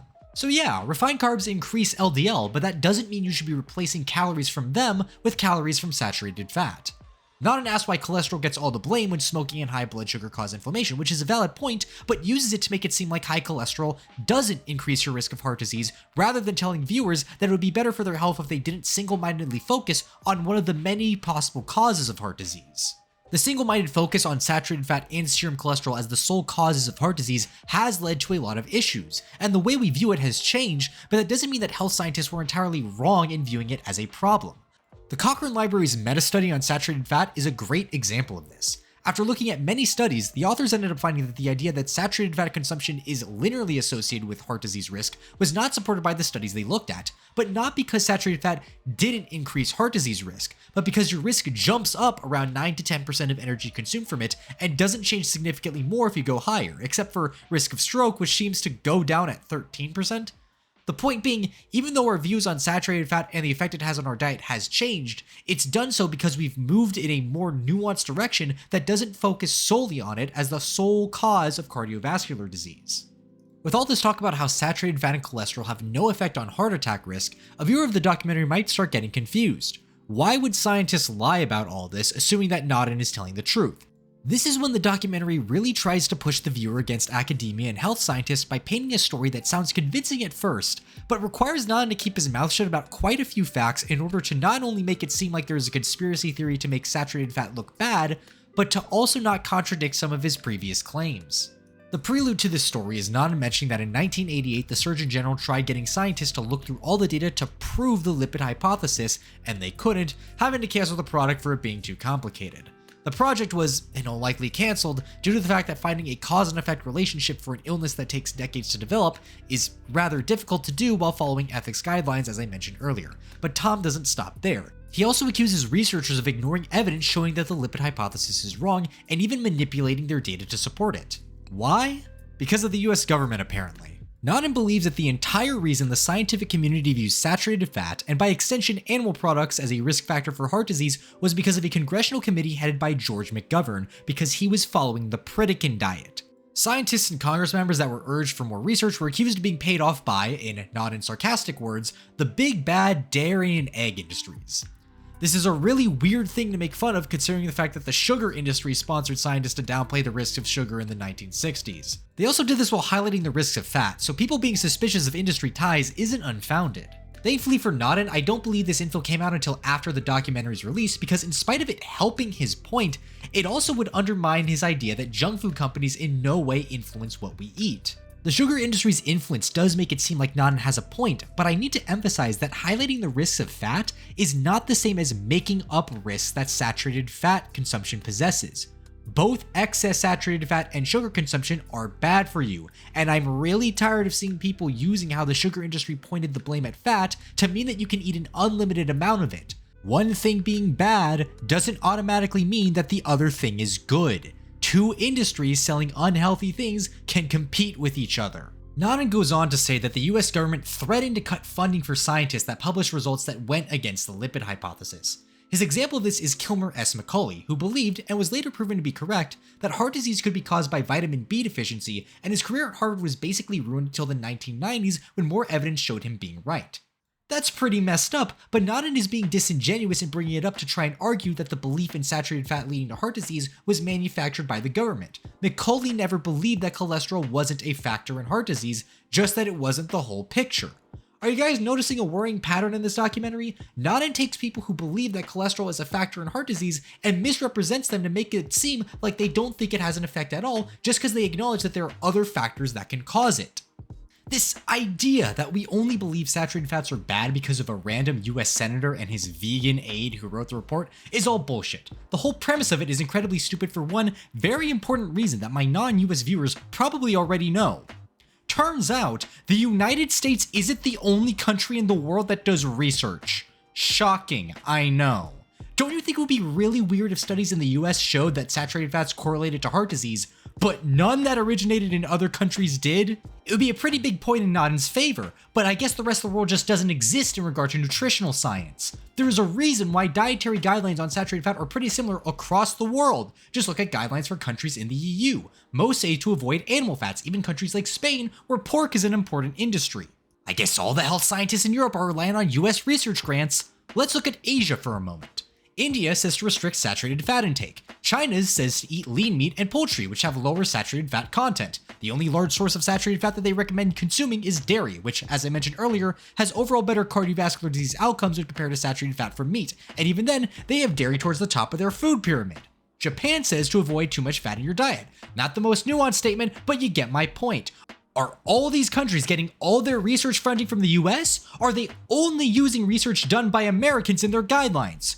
No! Listen, the US government is responsible for some seriously fucked up shit, but the idea that they blackmailed all the scientists in the world to say that saturated fat is bad and nobody in these countries decided to check if it was true for 50 years is just fucking stupid. Moving past that, the documentary blames this supposed cholesterol and saturated fat slander on the government's promotion of US agricultural industries, something that they move past rather quickly because it gives credence to the idea that food companies do actually have a say in what we eat.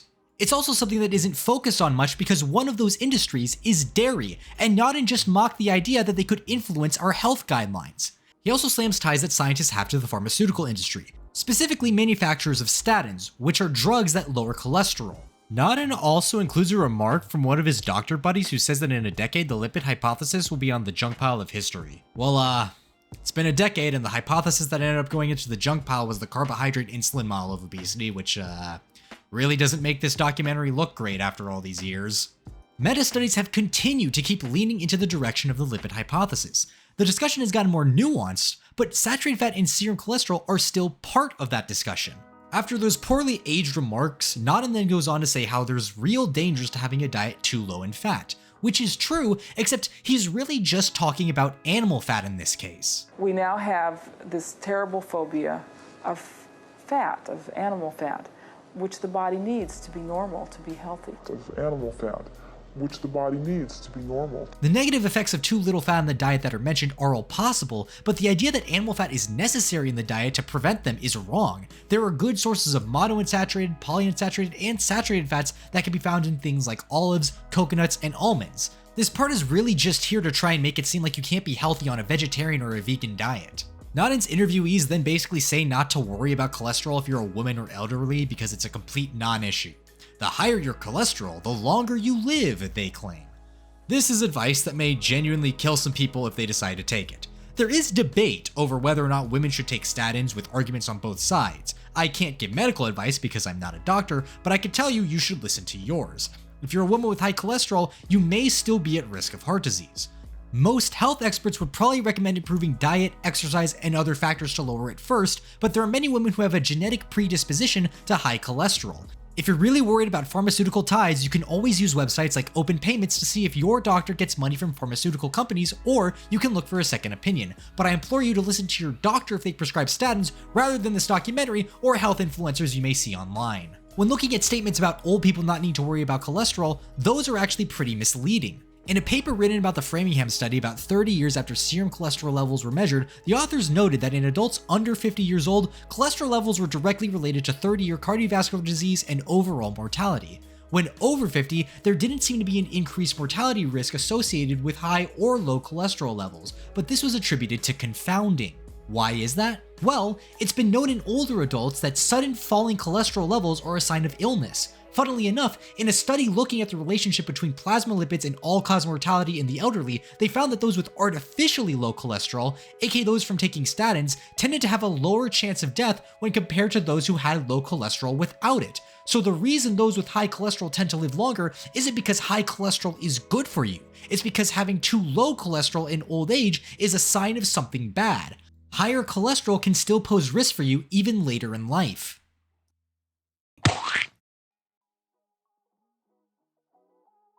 After Tom shows off his new sunglasses, we get into a topic that's become a lot more controversial nowadays: vegetable oils, or as they're often called today, seed oils. Now listen, I don't want to defend seed oils, mainly because their primary use is in making junk food. Lowering your overall seed oil consumption is thus probably good for you because, let's be real here, you aren't using them to make salad dressing. You're either using them to make fried foods or consuming them as part of another junk food that you bought. My problem with how this documentary and lots of non-health experts discuss seed oils is because of what they usually recommend you replace them with, which is often saturated fat, which we discuss at length at how that does pose an increased risk of heart disease. If you want to avoid seed oils because of an association with junk food, that's fine. It will probably even be good for you, but I think that it's important to show that a lot of these claims about seed oils are wrong so that you have factual information that doesn't make you focus on the wrong things, leading to you replacing them with something that will either not improve your health or make things worse for you. You're not going to get healthier by eating french fries that were fried in beef tallow. I'm sorry, RFK Jr. There's a lot of stuff that people say about these oils, but I'm only focusing on the arguments made in this documentary. With that, let's go over the arguments that FatHead uses against seed oils. I just know there's going to be some weirdo contrarian who isn't listening to anything I'm saying, has already typed a comment going, well, I'm avoiding seed oils no matter what you say. You can't convince me to eat poison. Like, oh no, you're avoiding basically all junk food. How terrible. You're really sticking it to scientists there, man. They really don't want you doing that. You're so cool. I mean, whatever makes you eat less junk food, I guess, but you don't have to be cringe about it. The first argument that they talk about is that our ancient hunter-gatherer ancestors didn't consume seed oils, which is a very weird argument since Nodin seems to support consuming dairy which wasn't consumed by them, which is why the paleo diet doesn't let you eat it. You can also maybe say that about Nodin drinking diet sodas because artificial sweeteners, but he never mentions his opinions on them in the documentary, so I'm not going to knock that against him. What I am knocking him for is his hand-picked scientists saying that we've never consumed these oils in the history of the world. Sunflower oil was consumed in Russia beginning around the 1800s when it got introduced there to avoid dietary restrictions during Lent. Sesame oil has a long history of use in cooking, especially by medieval Arabs. Soybean and rapeseed oil were also used in China during the Ming Dynasty for cooking as well. You can make the argument that animal fat was historically used more for cooking, but denying that vegetable oils weren't used until the 1900s for food is just wrong. They also claim that corn oil causes cancer because in an experiment where they gave carcinogens to rats, the rats that ate corn oil got cancer. Okay, but what happens when we don't purposely give ourselves tumors? They also claim that the rats that ate coconut oil and tallow didn't get cancer. Okay, let's try and find this study ourselves because the documentary doesn't cite it. There appears to have been a study done in 1943 that showed that giving 10% corn oil to rats 6 to 12 weeks after treatment with carcinogens led to an increase in incidence of tumors, with the incidence in the control group being 33 and the corn oil group being 76%. It should be noted though that the lard and coconut oil groups tested had incident rates of 61 and 66% respectively, so although the corn oil group had the highest rate of cancer, the other groups also had elevated risks of tumor development, unlike what Fallon said. There are a few other studies mentioned in the review that I found that were conducted in the 70s and 80s that do show mammary tumor growth increasing more when exposed to polyunsaturated fats when compared to saturated fats. However, what's interesting is the amounts of polyunsaturated fats. One study found that a diet with 0.1% linoleic acid, the main omega-6 polyunsaturated fatty acid found in vegetable oils, was as effective as a 15% corn oil diet in enhancing the growth of transplantable mammary adenocarcinoma. It's basically impossible to get your diet as low as 0.1% linoleic acid. Most meat fat would give you more than that, and you would need it to entirely avoid nuts and seeds. It isn't just that one study mentioned in the review. Other studies show that diets with 20% polyunsaturated fat enhance tumor growth about as much as high saturated fat diets with only 3% polyunsaturated fat. Diets at 20% dietary fat were found to have no difference in bowel cancer forming whether the diet was mostly polyunsaturated or saturated fat.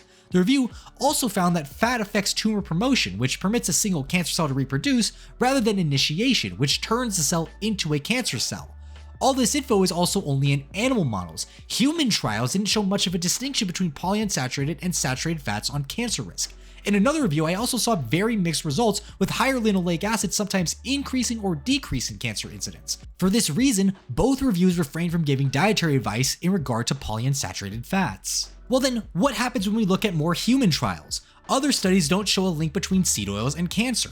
Some of them show that people have a decreased risk of cancer when more linoleic acid is consumed. And while you might be skeptical because some of these are cohort studies that rely on food questionnaires, which is unreliable, other studies were able to measure the amount of linoleic acid that participants were eating. You see, linoleic acid, being an essential omega-6 fatty acid, isn't made by the human body. You only get it by consuming it from food, so you can see how much of it a person is eating by looking at their adipose tissue or blood. When we compare biomarkers, it was found that people who had higher levels of linoleic acid had a reduced risk of mortality from cardiovascular disease and cancer. So no, one experiment in mice doesn't automatically mean that you'll get cancer from vegetable oils. I do think there should be more research looking into this, but so far the data in actual humans shows that the more linoleic acid you eat, from non-junk food sources I should specify, the lower your risk of cancer. The documentary continues to mention that humans aren't used to eating omega-6 fats and seed oils at the levels we currently are, and calls them unnatural despite them coming from nuts and seeds that we've been eating for a very long time. Aside from that, they put forward the idea that omega-6s cause inflammation, and this is a bit of an interesting claim. There is some interest today in this idea, along with omega-6s making LDL more likely to oxidize, and there are a few things that could indicate them being true, but under specific circumstances. Let me explain. There's this idea that linoleic acid converts to arachidonic acid, which is used to create pro-inflammatory molecules in the body. So the thought process is that more linoleic acid makes more arachidonic acid, which makes a bunch of stuff that gives you inflammation, and then you get all sorts of problems, notably heart disease. Now, does this actually happen in the body? For the most part, no. Linoleic acid doesn't seem to increase inflammatory markers in humans. Researchers are also able to see this since inflammatory responses, unlike artery calcification, happen rather quickly. Also, remember that you can see how much linoleic acid a person consumes through blood tests, so you can compare these levels to the levels of inflammatory markers to assess a correlation. It's pretty common for mechanisms like these to not work in actual living people, even if they might play out that way in cells. So it's a nice mechanism in theory, but in practice, it doesn't hold up in most people. I say most people since the study did show that variations in a certain genotype may lead to more inflammation as they've had more C-reactive protein, which is an indicator for it. This is why I had that big disclaimer in the beginning about not taking this as health advice, since even though all these studies don't show linoleic acid increasing inflammation in most people, everybody's body is different and you may react to things in a way that most people don't. Oxidation does seem to be a bit more contentious. A review found in randomized controlled trials that omega-6s didn't affect markers of oxidative stress, such as oxidizing LDL. Now, some people may be concerned that the review was funded by several soy, corn, and canola boards and associations, which is fair even if they reportedly didn't take part in designing, writing, or analyzing the article. There are also other more independent studies that come to the same conclusion. When we look at the contrary evidence, it also doesn't really help not as much as you would think. A German study got a group of students on 3 separate diets after a wash-in period of 2 weeks where they were fed diets high in saturated fat. Afterwards, they were put on their respective diets for 4 weeks. One diet was very high in olive oil and showed the lowest level of oxidizable LDL, and the group given high linoleic acid sunflower oil showed the highest level of oxidizable LDL. The third group was given canola oil, and although the results weren't as good as the olive oil, it was closer in results to it than it was to the sunflower oil, which makes a lot of sense since canola oil is mostly monounsaturated fat. One thing a lot of influencers are dishonest about is the idea that all seed oils are interchangeable. They're not. They have different chemical compositions. In fact, I had to say high linoleic acid sunflower oil since there are varieties of sunflower oil that are higher in oleic acid, the same kind as in olive oil. It would also really infuriate Nanan to see that the oxidizability of LDL was lower in the canola oil group after they started consuming it compared to when they had previously consumed saturated fat in the wash-in period. The authors do warn against a cause and effect relationship since they didn't design the experiment to measure the oxidizability of LDL in a saturated fat-rich diet, but did note that very little changes in LDL composition occurred in participants after 2 weeks while on their respective oil diets, which would indicate that the 2 weeks the participants were on the saturated fat wash-in diets would be enough to affect their LDL oxidizability negatively, especially since it was associated with an increase in susceptibility to oxidation when compared to the everyday diets that the participants were eating before starting the experiment. So, nothing that could super seriously negatively implicate saturated fat in this case, I just think it's kind of a funny result. Another important thing to note is that the participants in the sunflower oil diet were getting 18% of their daily calories from it. The documentary, and many people on the internet, like pretending that health scientists consider seed oils to be superfoods that you can just eat a ton of. In reality, they recommend getting only 5 to 10% of calories in your diet from polyunsaturated fats. So even if you only use this one study to inform your beliefs on seed oils, do know that the participants were eating twice the recommended amount. This makes it difficult to believe that it's specifically seed oils causing all these health problems, since around the time the documentary was made, people only got 6.7% of their calories from linoleic acid. There is also concern about the ratio of omega-6 to omega-3s that you eat, but most scientists agree that you should in general be concerned about just eating more omega-3s since most people don't get enough of those. Nutrition is about eating things in correct amounts and balancing a diet. Studies show that replacing saturated fat with polyunsaturated fat and whole grains lowers risks of all kinds of diseases, likely because many people eat more saturated fat than is recommended while not gorging themselves on nuts, seeds, and oats, so they're able to moderate eating something they eat too much of while not overconsuming other macronutrients. So even this evidence against vegetable oils isn't very conclusive in proving that they're associated with heart disease, especially when you look at all the studies showing an inverse association with seed oil consumption and cardiovascular disease. Now, I need to reiterate this, even though I know people will still accuse me of being like a soybean shill or some other crap, you don't need to eat seed oils. I don't disagree that it might be concerning that seed oils are basically in every ultra-processed food, leading to overconsumption, and even if you want to try and stay away from them after everything I said, that's fine. You're going to avoid a lot of junk food that way. FatHead, however, wants these seed oils to be demonized and be seen as the problem instead of junk food itself, so it can promote saturated fat as a healthy choice, conveniently ignoring monounsaturated fats so that they can make it seem like palm oil and beef tallow are the only healthy options for you. It's part of an agenda that misrepresents scientists so that they can promote food that's bad for you and make it seem healthy by telling you that you've been lied to. Scientists don't get everything correct all the time. Consensus does change, but it does normally correct itself. The reason FatHead and other influencers have to slander scientists and discredit institutions is because, unlike Kilmer S. McCulley, they haven't been able to be vindicated by actual credible studies. There are people in academia who are concerned about polyunsaturated fats, but unlike Naden, they aren't motivated by a hatred for vegans, they're motivated because they care about getting actual proof.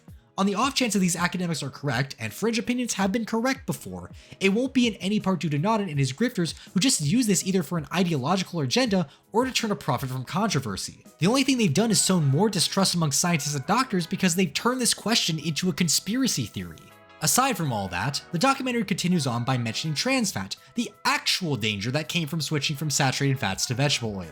It was such a problem that between the time FatHead came out and the making of this video, artificial trans fats were banned in the US. I'm not gonna downplay these. Switching from saturated fat to partially hydrogenated vegetable oil was a massive misstep, and it is a mark against institutions like CSPI that they promoted this. They played a part in why many companies switched to partially hydrogenated vegetable oil. There wasn't a lot of evidence against trans fats when the promotion of them first started, but they continued to promote them after research was starting to show the negative effects of them. So it's good that Nan is mentioning this, but he then has to ruin it once more by making statements that are utter nonsense. One of these nonsense statements is saying that beef tallow is good for you by claiming that it's full of stearic acid, a long-chain saturated fatty acid that tends to not do much to LDL when consumed. The problem is that stearic acid isn't the majority of saturated fat in beef tallow. There's considerably more palmitic acid, which does increase LDL. The other nonsense is how the documentary portrays CSPI in regards to trans fat. It's correct that CSPI did a campaign against many fast food companies to have them get rid of beef tallow and change it with oils that had trans fat. What I don't agree with is the language that they use in regards to this, claiming that CSPI forced these companies to change it, as if they have that kind of leverage against these multi-billion-dollar corporations. There was a media pressure campaign against them, that much is very true, but if McDonald's really cared, they could have hired a PR team to highlight the newer research that showed that trans fats could be an issue. They of course didn't do that, probably because this public pressure campaign by CSPI, as well as a guy named Phil Sokoloff who spent a lot of his own money campaigning against it, was a great excuse for them to make the switch to a cheaper cooking fat. A cheaper cooking fat that, from what I've heard, doesn't make fried food taste as good, so claiming they were making the switch for health reasons was a great way to mask that they were being cheap. My other issue is how they portray CSPI changing their position on trans fats, shitting on them for changing their mind when new research came about and proved them wrong. If you want them to acknowledge their part in trans fats becoming more common in the diet, that's fine, but claiming that they lied about always being opposed to them is just wrong. And they lied, and they said, oh, we've been telling you all along that the trans fatty acids were a problem. And they just simply lied. In 2004, CSPI's executive director wrote, 20 years ago, scientists, including me, thought that trans fat was innocuous. Since then, we've learned otherwise. You can argue about them hiding that they used to be pro-trans fat. I don't see a lot of acknowledgement of that on their site, but Nodin has to exaggerate their wrongdoings and make stuff up to distract watchers from the fact that this is a consumer advocacy group with considerably less power than the big fast food and junk food companies. They then try to claim that CSPI invented a public health scare around coconut oil, which is high in the saturated fat lauric acid, which the documentary says is supposedly really good for you. You'll never guess what it does to LDL. It increases it. Might be better for you than butter though, so it's not the worst thing, but now we're comparing two saturated fat sources. They claim that CSPI did this because they were being supported by the soybean industry. That sounds like they paid CSPI to attack coconut oil, but the only evidence I could find of that is a line apparently from their January 1991 newsletter where they say their efforts to replace saturated fats with partially hydrogenated oil were, and I quote, ultimately joined by the American Soybean Association. Which tells me absolutely nothing because it just means that the American Soybean Association also pushed for companies to switch from tallow, palm oil, and coconut oil to trans fats because yeah, no shit, they benefit from that. This doesn't indicate that they funded CSPI, just that the two of them wanted the same thing, probably for different reasons. Aside from the fact that both of these groups want people to eat less saturated fat, there's no evidence whatsoever that the American Soybean Association is what funds CSPI. Even if it comes out years later that they were being funded by them, I still wouldn't give credit to Ian again the Weston A Price Foundation for lobbying out a random accusation that just so happened to be true in this hypothetical situation. It's like giving the Simpsons writers credit for predicting Trump would become president. FatHead is a documentary that likes to say a lot of simple stuff we think we know about nutrition is wrong, only to turn around and give another really simple explanation that also benefits the meat and dairy industry, such as blaming low testosterone on a lack of saturated fat, when studies show that diets lower in fat don't lead to significant differences in free testosterone, which is what the body can actually use. It's easy to say that this issue is caused by those damn seed oils rather than explaining how many factors like weight gain and lack of exercise, along with factors more outside our control like endocrine disrupting chemicals and plastics, are the more likely reason for this to be the case. It's easy to say that the rise in ADD is because kids now drink skim milk instead of whole milk, rather than acknowledge all the various reasons that contribute to higher ADD and ADHD diagnoses in children. Saturated fat isn't panacea. That's why scientists and doctors haven't switched their opinions up on it, unlike how they switched up their opinions on trans fats after further research, and how scientists no longer consider lowering dietary cholesterol as important as they once thought.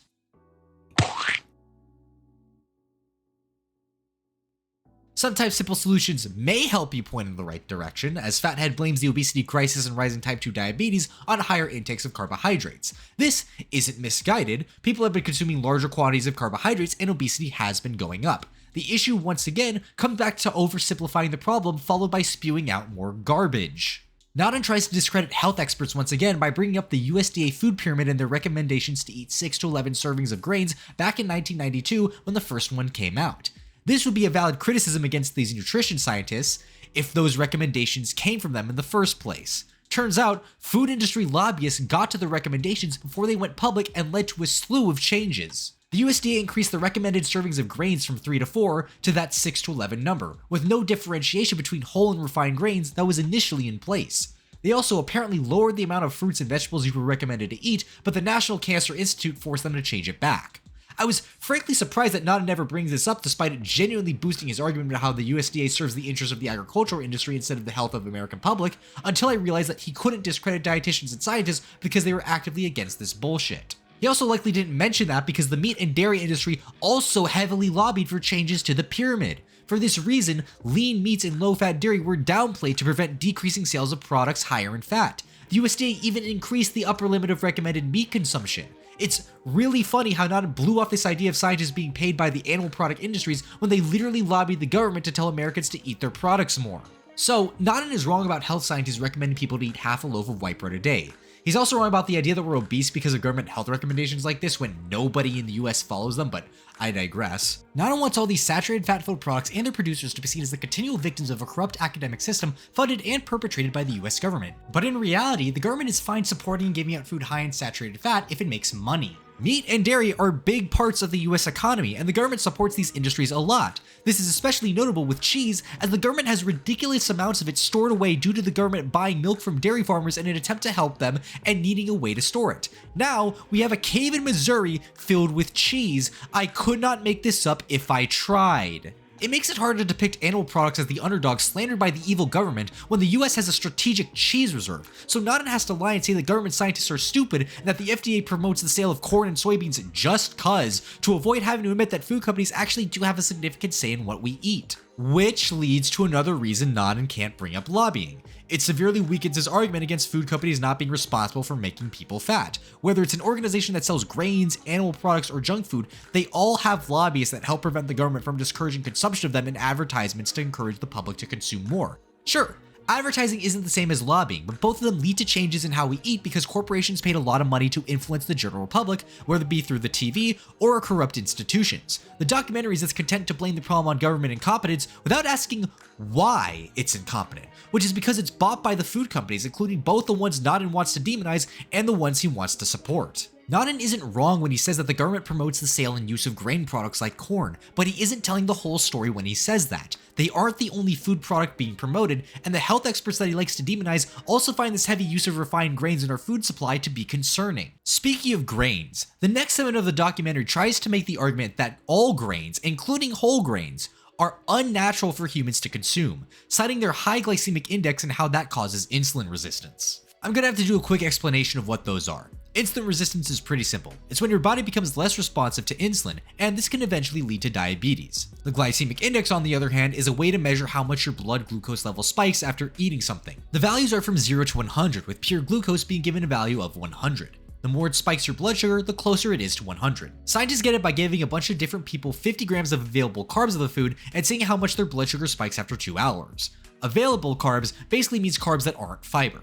You don't want your blood sugar spiking too much since it can lead to being hungrier and cause you to be more tired. So, does the glycemic index prove that humans aren't meant to eat grains? Well, no. Humans have been eating grains since we were hunter-gatherers. Not in the same quantities, mind you, but it was still a notable part of our diet along with starchy vegetables and fruit.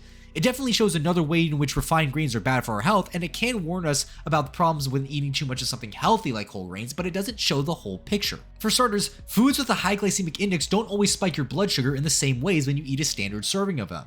This can be seen with the glycemic load, the number that is supposed to show how much a food will increase your blood glucose after eating a typical serving of it, rather than the amount it would take to consume 50 grams of available carbs. Look at fruits like watermelon, which can have a glycemic index of 72, which is pretty high, but when you look at its glycemic load, it's around 11, which is medium, because most of what you consume in a single serving of watermelon is, well, the water part.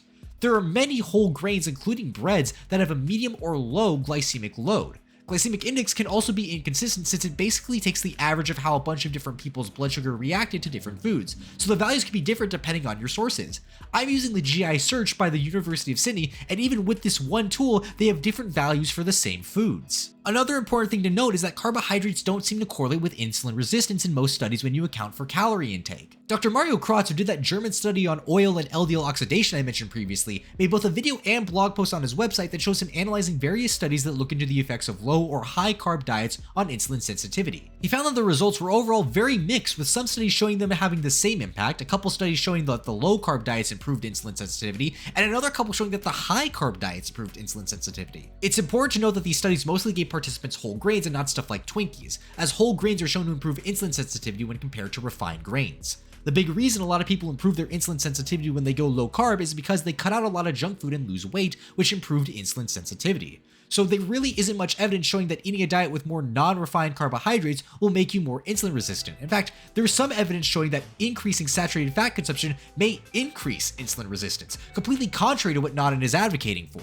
It's also important to note that there are many ways you can reduce blood sugar spikes through exercise after eating or eating carbs with non-carb heavy food. In the next segment, Naden talks more about insulin resistance and how it forms as a result of eating high glycemic index whole grains that health experts say are good for you. Aside from this being incorrect, what Dr. Sears over here uses as an example of a breakfast that health experts would apparently consider healthy is laughable.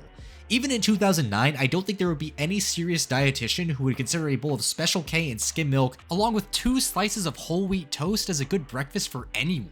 Especially since Special K is not made up of whole grains, it's made up of white rice. 29 grams of carbs per serving, less than 1 gram of fiber, 4 grams of added sugar. Yeah, no.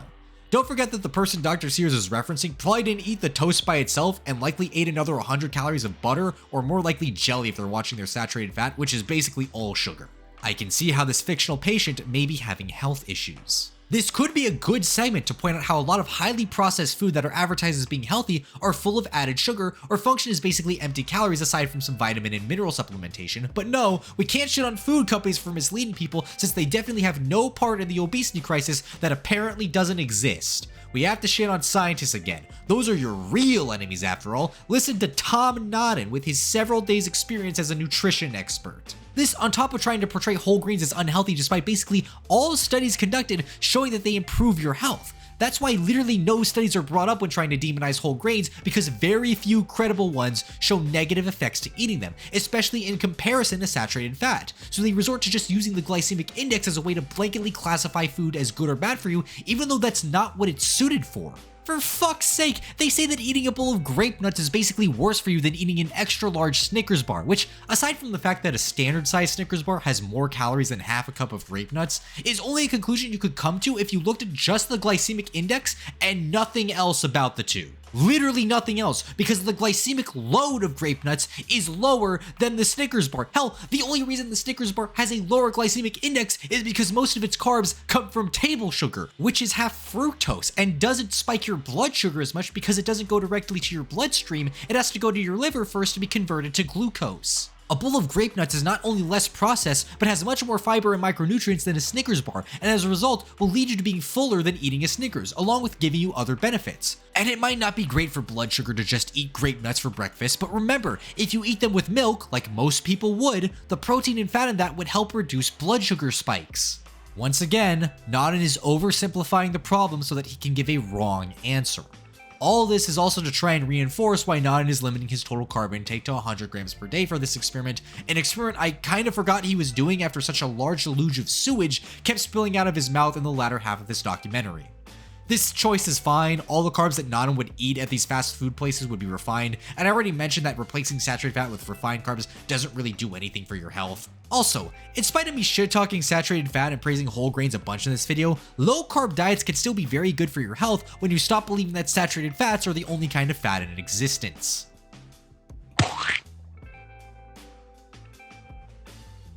So Naden goes back to the doctor after 28 days and gets some not very surprising results. It was going to be 30 days, but there were scheduling conflicts with his physician. It really doesn't matter in the grand scheme of things. Naden lost 12 pounds, going from 206 to 194. According to him, if the energy balance hypothesis was correct, he only would have lost 7.5 pounds, and if you do the math, he's right.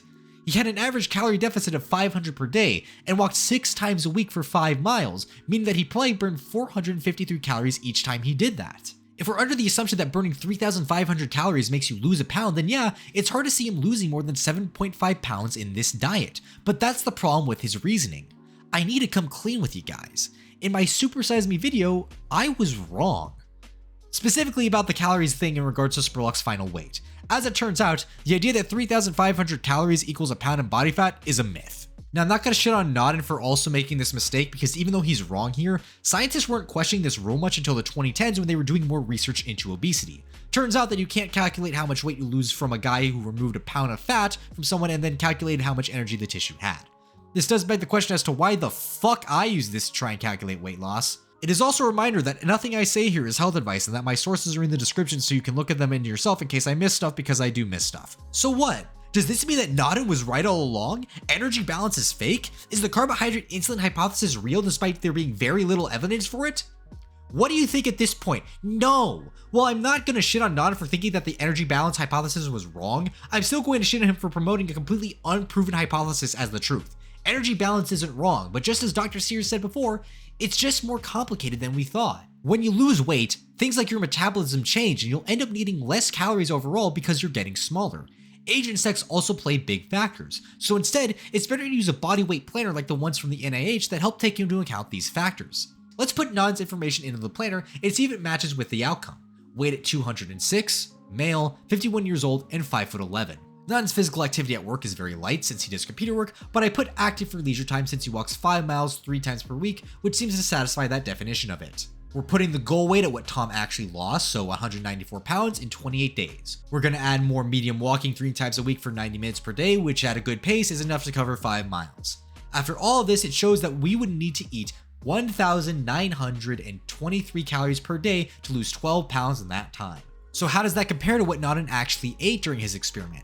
Well, after adding up his total calories using his food log and dividing by 28, we get 1,944, so pretty damn close. This isn't the most precise indication since I don't know the specific speed Nodden is walking or about how long he does it every day, but the fact that it's this close without disclosing the amount of carbs he ate both shows that the 3,500 calorie per pound idea is a myth, and shows that Nodden's implications that the energy balance hypothesis is wrong is also incorrect. Sometimes an idea isn't wrong, just some of the details, and just because the details of one idea are wrong doesn't implicitly mean that the other idea is correct. There's another thing to note about Nodden's diet. He's trying to show that it's really carbs that make you fat, and that the carbohydrate insulin hypothesis is correct. So you would assume he went from a standard diet that had a good amount of carbs in it to a diet that's lower in them, right? Well, in Nodden's food blog, he writes, "Normally I limit my carbs even more than this, but I was aiming for fast food meals I think most people would be willing to try." Normally he eats less carbs. Does he mean that he started doing that after the experiment?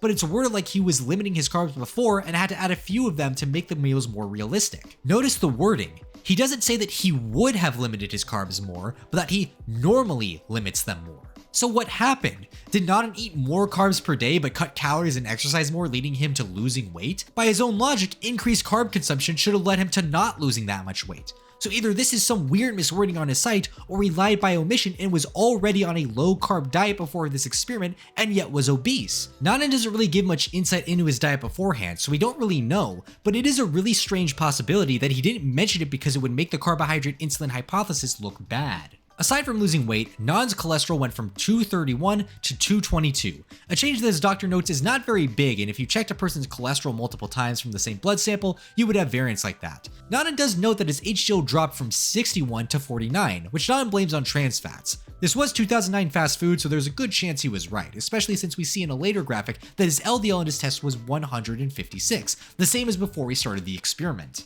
Nodden's body fat percentage also went down from 31.2% to 28.2%, so still obese, but barely, and a decent improvement. Not bad. Afterwards, Nodden notes that a fast food diet is obviously not great for you as it has basically no fruits and vegetables. But to try and once and for all prove that it isn't the saturated fat's fault, Nodden decides to pig out on saturated fat even more and completely cut out sugar and starch. He ate coconut oil fried shredded cheese, fruits covered in heavy cream, and vegetables doused in butter. At the end of the month, Nodden's cholesterol improved and went from 222 to 209, with his HDL increasing to 64 and LDL dropping to 130 from 156.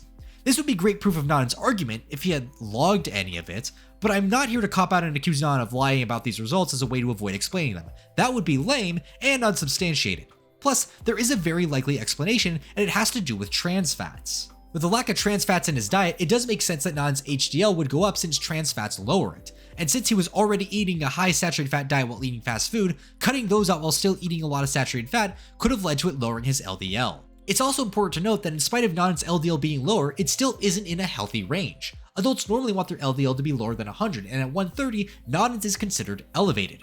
Nothing ridiculous like 160, but it's still not great. He eliminated all refined carbs and most artificial trans fats from his diet, and his LDL was still not good, likely because of all the saturated fat that he ate. This extra month doesn't really debunk anything. Sure, he didn't have a heart attack, but heart disease takes years to develop, not a couple months. Hi, editing me from the future. I should clarify that just because Non has higher HDL and lower triglycerides, that doesn't mean he still doesn't have an elevated risk of heart disease due to his elevated LDL. Higher LDL has been shown to increase risk of cardiovascular disease independent of other factors.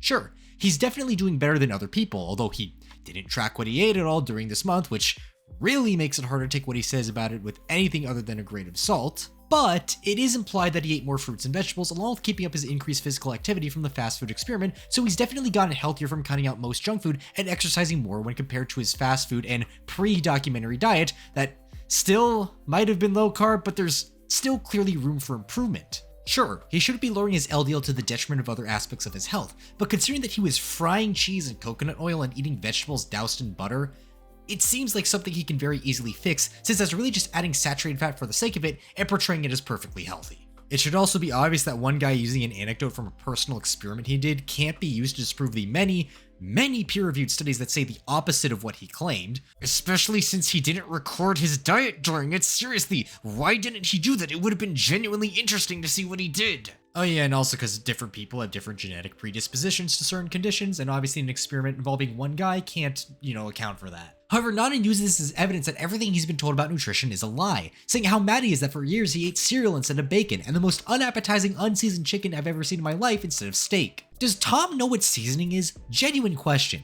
Does he know you can make food taste better without doubling its calorie content? He then goes on to say how this whole obesity crisis is thus the result of the government being incompetent and vegan activists. Also, the original version of the documentary, he reiterates his thing about the integration busing, which is, okay. Probably for the best that he removed it in the director's cut. Dr. Sears even goes out of his way to say that it's a good thing that the government is incompetent because if they were good at their job, they would do even more damage. Once again, just chalking it up to that government officials are inherently stupid and evil and not asking any questions as to what interests the government ends up listening to because that would implicate McDonald's and other large food companies. It's easier to chalk it up to being inherently bad rather than asking why it's bad. Afterwards, Nanan then talks about personal responsibility, how it's your choice to be active and not eat junk food. The same kind of statement that Morgan Spurlock said at the end of Supersize Me, which brings me to the fact that people like Nanan tend to completely miss the point of the argument that puts the blame on the obesity crisis on junk food companies. It's absolutely true that there is a choice in what you eat. There isn't really an argument there. The problem comes down to how weighted the choice ends up being. In the current state of the US, where many people work long hours at jobs that don't pay them enough at companies that are actively trying to replace them with AI, the choice in what you should eat to sustain yourself comes down to a lot more than just health. Processed foods are cheap, shelf-stable, calorie-dense, very quick to prepare, and are artificially enhanced to be much more palatable for human consumption, aka they taste really good.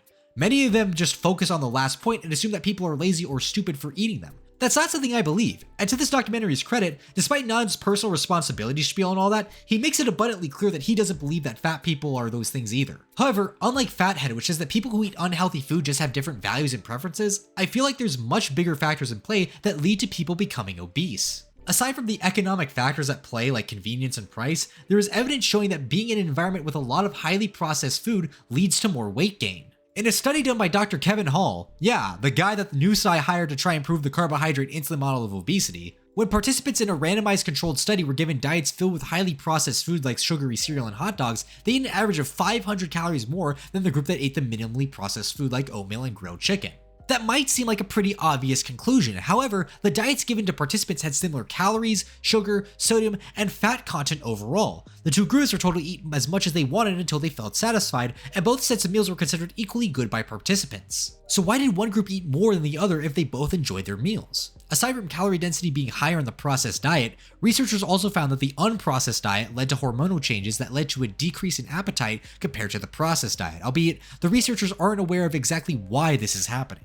Thus, being in an environment like the US where there's so much ultra-processed food may in itself be contributing to the obesity epidemic as people are eating more without realizing and feeling less satisfied, even when those excess calories don't come from carbs. Sorry, Nanan, the health issues we have can't be blamed on only one macronutrient, just like how the rise in heart disease isn't only the fault of saturated fat. So yeah, based on what health scientists have been saying, I do believe that the rise in obesity and chronic diseases is in part being driven by these food companies with products that are designed to be hyper palatable and easily consumable. There's obviously other factors. Yeah, some people don't really care about being fat, and I don't think harassing them over it is going to magically persuade them to start a diet. But I kinda doubt that's the only reason so many people are overweight and obese now. We've tried and failed to pin this stuff on one thing: saturated fat, sugar, refined carbs, food preservatives, and everyone is always pointing fingers at something new that is the sole cause of our illnesses. Because if we just get rid of this one thing that is making us sick, we don't have to overhaul our whole food system to make us healthier. However, as we look into it more and more, we realize that it's because we're consuming too many calories and not just because we're actively choosing to eat more.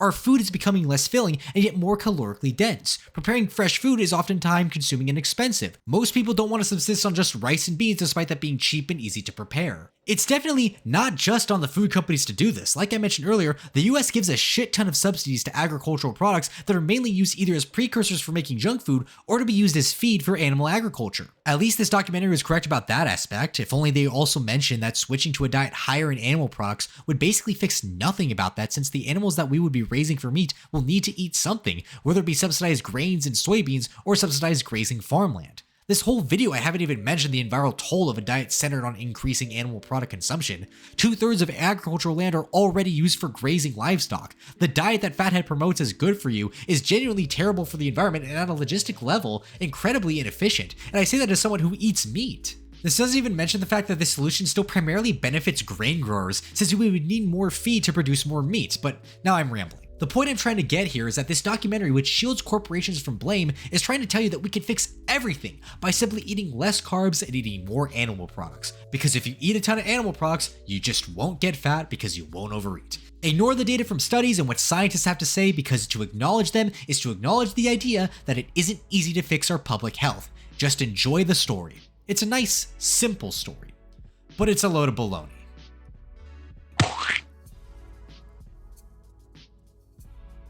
As much as I would love to have that be the end of the video, unfortunately, there is more, since I'm looking at the director's cut of FatHead, which has a few more minutes of content. Mostly a talk with William Davis, author of Wheat Belly, who claims that wheat is the cause of many health problems we see today. Not the wheat that your grandparents ate, but the wheat that's been grown since the 1970s and has a much higher yield.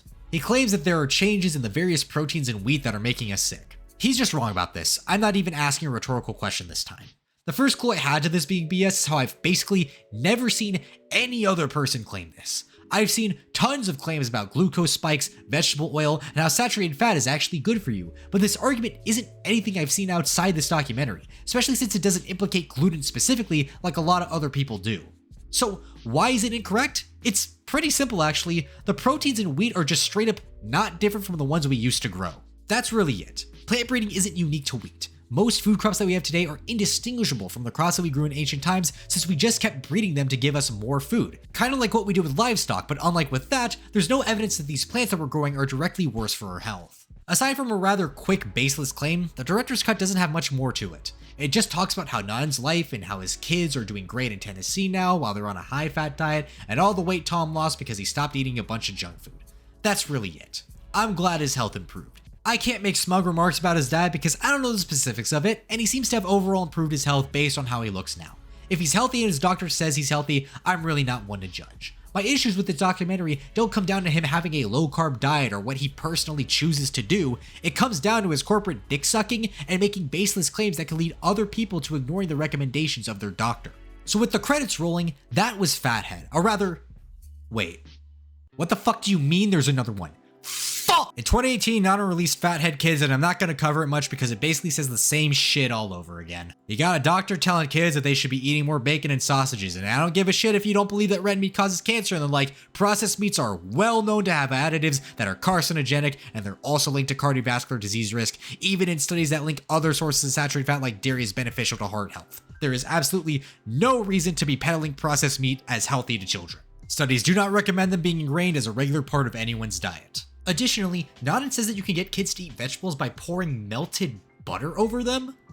Garlic, onion powder, MSG, anything. Season your food, Tom. It's not that hard. The documentary also explicitly says that observational studies are completely garbage with no value. I'm not joking. Naden states that observational studies are useless, which is likely because so many of them contradict what Naden says, but also because I'm guessing he doesn't understand the value that these studies have had in discovering things like smoking and trans fats being bad for you. These studies absolutely have limitations, but to call them useless makes me believe further in my theory that Naden doesn't know how research works. Aside from that, the documentary is actually better than FatHead, except for how it's presented in some of the animation of all time. No, I don't know why Naden drew all these women with visible ass cracks in a movie made for children. This is mainly because Naden is speaking to kids and clearly felt he had to tone down his personal political beliefs. They're still there, but the art is in your face as they are in FatHead. The documentary is also less smug and annoying, again, because he's talking to children. This does lead to an overall more positive film that does promote children to adopt a better self-image of themselves, which is nice. But beside all that, there really isn't much to talk about that I haven't already gone into painstaking detail already. There's a lot of reused talking points from FatHead that are reiterated in a less annoying, but still wrong way.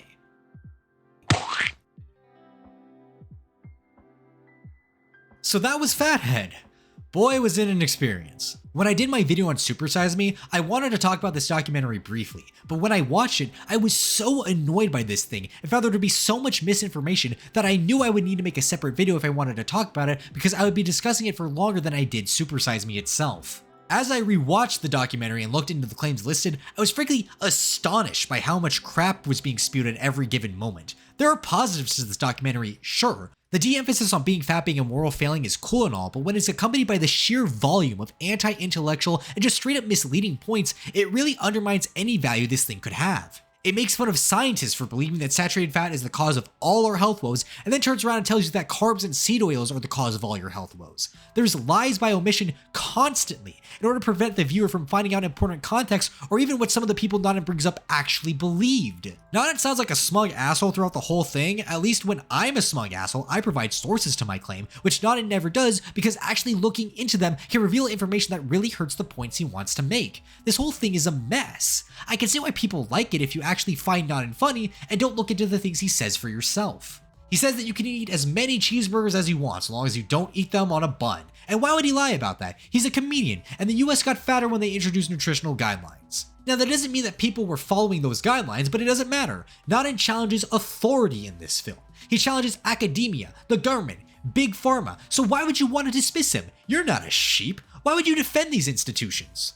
Well, because it's in service to other institutions. Naden goes on and on about the soybean lobby being evil, but promotes the beef and dairy industries as saints. He shits on big pharma for profiting on us being sick, but lets junk food companies off the hook for making us sick. He's not challenging any big companies or interest groups. Big pharma will still profit off of treating cardiovascular disease, since diets high in saturated fat will ensure that it's still something that many people will have to deal with. The soy and grain growers will make bank off of feeding all the livestock that Naden promotes eating. The only group Naden successfully threatens are scientists and doctors who often do challenge these big institutions and have studied this stuff for their entire lives and now have to deal with distrust that he's sown through all the crap he and people like him say. FatHead isn't terrible because it says that saturated fat is good or vegetable oils are bad or because it's just so wrong on so many accounts. It's this bad because the documentary fundamentally wants you to stop listening to health advice from professionals and start listening to grifters who will tell you what you want to hear. That is how FatHead fails you. Thanks for watching.